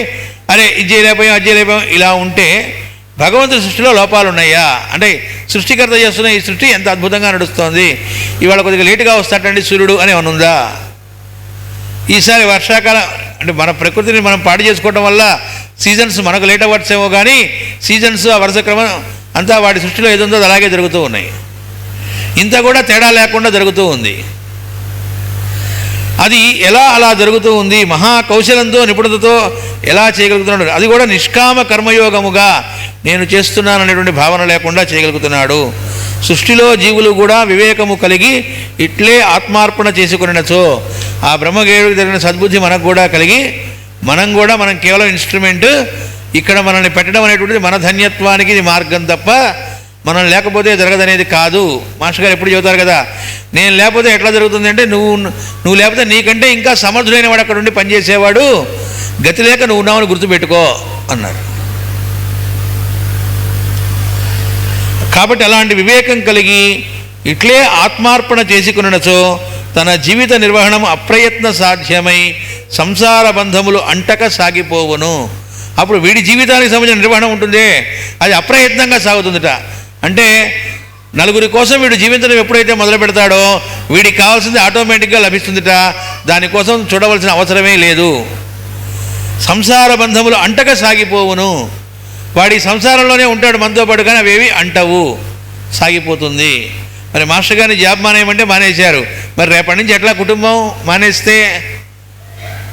గురువు గారు చేయమన్నారు, పరమ గురువులు చెప్పారు, వాళ్ళ ప్రణాళిక ప్రకారం చేస్తున్నారు, మరి చేస్తూ ఉంటే కుటుంబం ఎలా నడవటం అనే ప్రశ్న లోపల రాలేదు కాబట్టి కుటుంబం నడిచింది. మరి ఎన్ని టెన్షన్స్ ఉండాలి ఈ కుటుంబాలు నడపాలంటే? అలాంటప్పుడు ఏమీ లేవు, ఏ బంధాలు అంటలే. అంతేకాదు ఆయన దగ్గరికి చేరిన వాళ్ళు కూడా మేం చేస్తున్నాం అనుకున్న వాళ్ళకి కూడా అంటకుండా రక్షించారు. ఎవరో వచ్చారట, ఏమండి మనవాడు టెన్షన్ పడుతున్నాడు పిల్ల పెళ్లి గురించి, పెళ్లి కుదిరిందట కానీ ఎక్కువ టైం లేదు, ఎట్లాగా అనుకుంటున్నాడు. ఏం పర్లేదు అన్నట్టు మాస్టర్ గారు.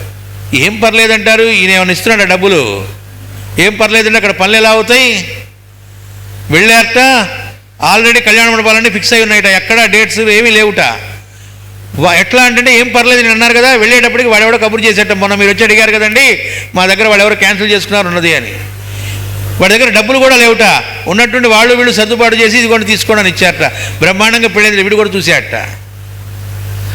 అనిల్ కుమార్ గారు సత్యసాయిబాబా వారు ఉపన్యాసాలు చదువుతుంటే ట్రాన్స్లేట్ చేసేవాళ్ళు. ఆయన ఒకసారి చెప్పారు, వాళ్ళ అమ్మాయి పెళ్ళిట, అది తిరుపతిలో చేయమన్నారట మగపెళ్లి వాళ్ళు.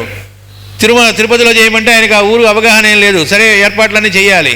ఈయన ఎక్కడున్నాడు? బాబావారితో ఉన్నాడు. బాబావారు బాంబే వెళ్తున్నారట, వెళుతూ రాబోయ్ అన్నారట. ఆయనతో బాంబే వెళితే ఇక్కడ పెళ్లి ఏర్పాట్లు ఎవడు చూసుకుంటాడు? వెళ్ళిపోయాడు. వెళ్ళిపోయిన తర్వాత అక్కడ వరుసగా ఉపన్యాసాలు కొన్నాళ్ల పాటు ఈయన ట్రాన్స్లేట్ చేస్తూ ఉన్నారు. మధ్యలో ఓ రోజు నచ్చికేట, స్వామి మా అమ్మాయి పెళ్ళి. అవును కదూ అన్నారట. వెళ్ళనలే. ఇంకా పెళ్ళి ఎప్పుడు 2 రోజుల్లోకి వచ్చింది, అప్పుడు కూడా వదలట్లే. ఏంటి నువ్వు వదలడు, మా అమ్మాయి పెళ్ళి, ఆయనకి తెలియదు ఏముంది. ఇంకా రేపు పెళ్ళానంగా ఇంకా ఆ రోజు బయలుదేరాలి, ఫ్లైట్లో బుక్ అయింది టికెట్. ఈయన వదలకపోతే ఇంక పెళ్ళికి వెళ్ళేది ఉండదు, వాళ్ళ అమ్మాయి పెళ్ళికి వెళ్ళటం ఉండదు. ఉపన్యాసం చెబుతూ రోజుటి కంటే పావు గంట ఎక్స్ట్రా చెప్పారట ఆ రోజు. అంటే ఫ్లైట్ మిస్ అయిపోతుంది, ఇంక ఈయన వెళ్ళేటప్పటికి ట్రాఫిక్లో ఉండదు. అది ఉపన్యాసం అయ్యాక అయ్యో బంగారు ఫ్లైట్ మిస్ అయిపోయిందిగా అన్నారు. అని ఏం కాదులే ఫ్లైట్ లేటులే వెళ్ళు అన్నారట. అంటే బాగా వెలితిప్పుతారు మన వల్లే అనుకుంటున్నప్పుడు. ఆయనే చెప్పాడు ఇది. అప్పుడు వెళితే సరే ఫ్లైట్లో బయలుదేరి తిరుపతి వచ్చాట. దిగేటప్పటికీ అక్కడ మగ పెళ్లి వాళ్ళే రిసీవ్ చేసుకున్నారట. అక్కడ ఉండే సత్యసాయి సంస్థల వాళ్ళు రిసీవ్ చేసుకొని ఏం కంగారు పడవాకండి, ఆ వెన్యూ వాళ్ళు క్యాన్సిల్ చేశారు మనకు పెళ్ళిది, వీడికి టెన్షన్ పుట్టింది, క్యాన్సిల్ చేశారా, ఇంకో వెన్యూ చూసేసాం అయిపోయింది, అన్ని ఏర్పాట్లు జరిగినాయి, మీరు రావడమే. అన్నీ అక్కడ జరిగిపోతూ ఉన్నాయట పనులు. ఈయన వెళ్ళి కేవలం జస్ట్ పాల్గొనటం. కొత్తరామకోట గారు చెబుతారు కదా, అమ్మాయి పెళ్లి చేస్తున్నాం పనులు చుట్టానికి రా అన్నారట కొత్తరామకోట తాతగారిని. బయలుదేరి వెళ్ళారట. అంటే పనులు చుట్టానికి అనుకున్నారట. వెళితే వెళ్ళేటప్పటికి ప్రేయర్ జరుగుతుంది సాయంత్రం. అక్కడ ఏం లేవు. ఏంటి ప్రేయర్ జరుగుతుంది, పెళ్ళికి ఏం ఏర్పాటు జరగట్లేదు, ఇదేమిట్రా అనుకున్నారట. కాసేపటికి దేని జనం దానికి వస్తున్నారట, అన్ని ఏర్పాట్లు జరిగిపోతున్నాయట. మరోజు పెళ్లి కూడా జరిగిందిట. ఏమండి మీరు పెళ్లి ఏర్పాట్లు జరుగుతున్నాయి, చుట్టానికి రమ్మనగానే చూసావుగా అన్నారట. అంటే అప్రయత్నంగా జరిగిపోతుంది. మరి వాళ్ళ కుటుంబాలు బాధ్యతలు నెరవేర్చలేదా, నెరవేర్చారు. అంటినయ్యా ఏమీ అంటకుండా అన్ని కార్యక్రమాలు జరిగిపోతూ వచ్చినాయి. అది ఇక్కడ ఆన్సర్ అన్నమాట. అంటే ఎక్కడా కూడా సంసార బంధములు అంటవు. ఆ నిర్వహణం అనేది అప్రయత్న సాధ్యము. అప్పుడు ఎంత హాయిగా ఉంటుంది చూడండి. మన ప్రయత్నం అక్కర్లేకుండా జరుగుతాయిట. వీడు నెత్తిన ఏమి బరువు మోయక్కర్లే. ఇదే మాస్టర్ గారు చెబుతారు. రైల్లో వెళుతూ ఉన్నట్ట, ఆ లగేజ్ నెత్తిన పెట్టుకొని వెళ్తున్నట్ట. అరే నెత్తిన ఎందుకురా పెట్టుకోవడం, దించుంటే అమ్మ నాది లగేజ్ అన్నట్ట. నీదేరా ఎవడు తీసుకోవడం, నీతోనే వస్తుందంటే నాతో వస్తుంది నేను అమ్మను అన్నట్ట. కింద పెడితే నాతో వస్తుంది అనుకోవట్లేదు వాడు. కాదురా అంటే వాడు అయినా అలాగే పెట్టుకున్నట్ట. విశాఖపట్నం నుంచి రాజమండ్రి దాకా వెళ్ళేప్పటికి వాడి మెడకాయ విరిగినట్టు అయిందిట. సరే అప్పుడు తీసి పక్కన పెట్టాట. అక్కడ మాస్టర్ గారు అది తమాషా, వాటితోనే లగేజ్ వస్తూ ఉందిట. అంటే మన బరువు తీసి గురువు దగ్గర పెడితే, పరమాత్మకు పెడితే ఇంకా హాయిగా సాగుతుంది, బరువు లేకుండా సాగుతుంది. దాని మీద మనకు విశ్వాసం ఉండాలి. కాదని మన బరువు మనమే పెట్టుకుంటే వెయిట్ చేయంటాడు. ఇది చెప్పడానికే మీరు ఆ వస్త్రాలని అలా కప్పుకొని, వస్త్రాపహరణం అంటే ఆ గోపికల వస్త్రాలని వాళ్లే చుట్టుకొని ఉన్నప్పుడు చేతులెత్తి నాకు నమస్కారం పెడితే అందులో అర్థం అదిట. నాది అనే భావాన్ని మీరు వదిలిపెట్టేదాకా వాడు వెయిట్ చేస్తూ ఉంటాడట, ఎంత నొప్పి మనకు పుట్టినా కూడా. ఆ నాది అనే భావాన్ని ఎప్పుడైతే వదులుతామో సమస్తం వాడు నెత్తినేసుకుంటాడట. కాబట్టి అలాంటి సాధన అనేటువంటిది భాగవత సాధన అని మనకు తెలియజేస్తున్నారు వాసుదేవ.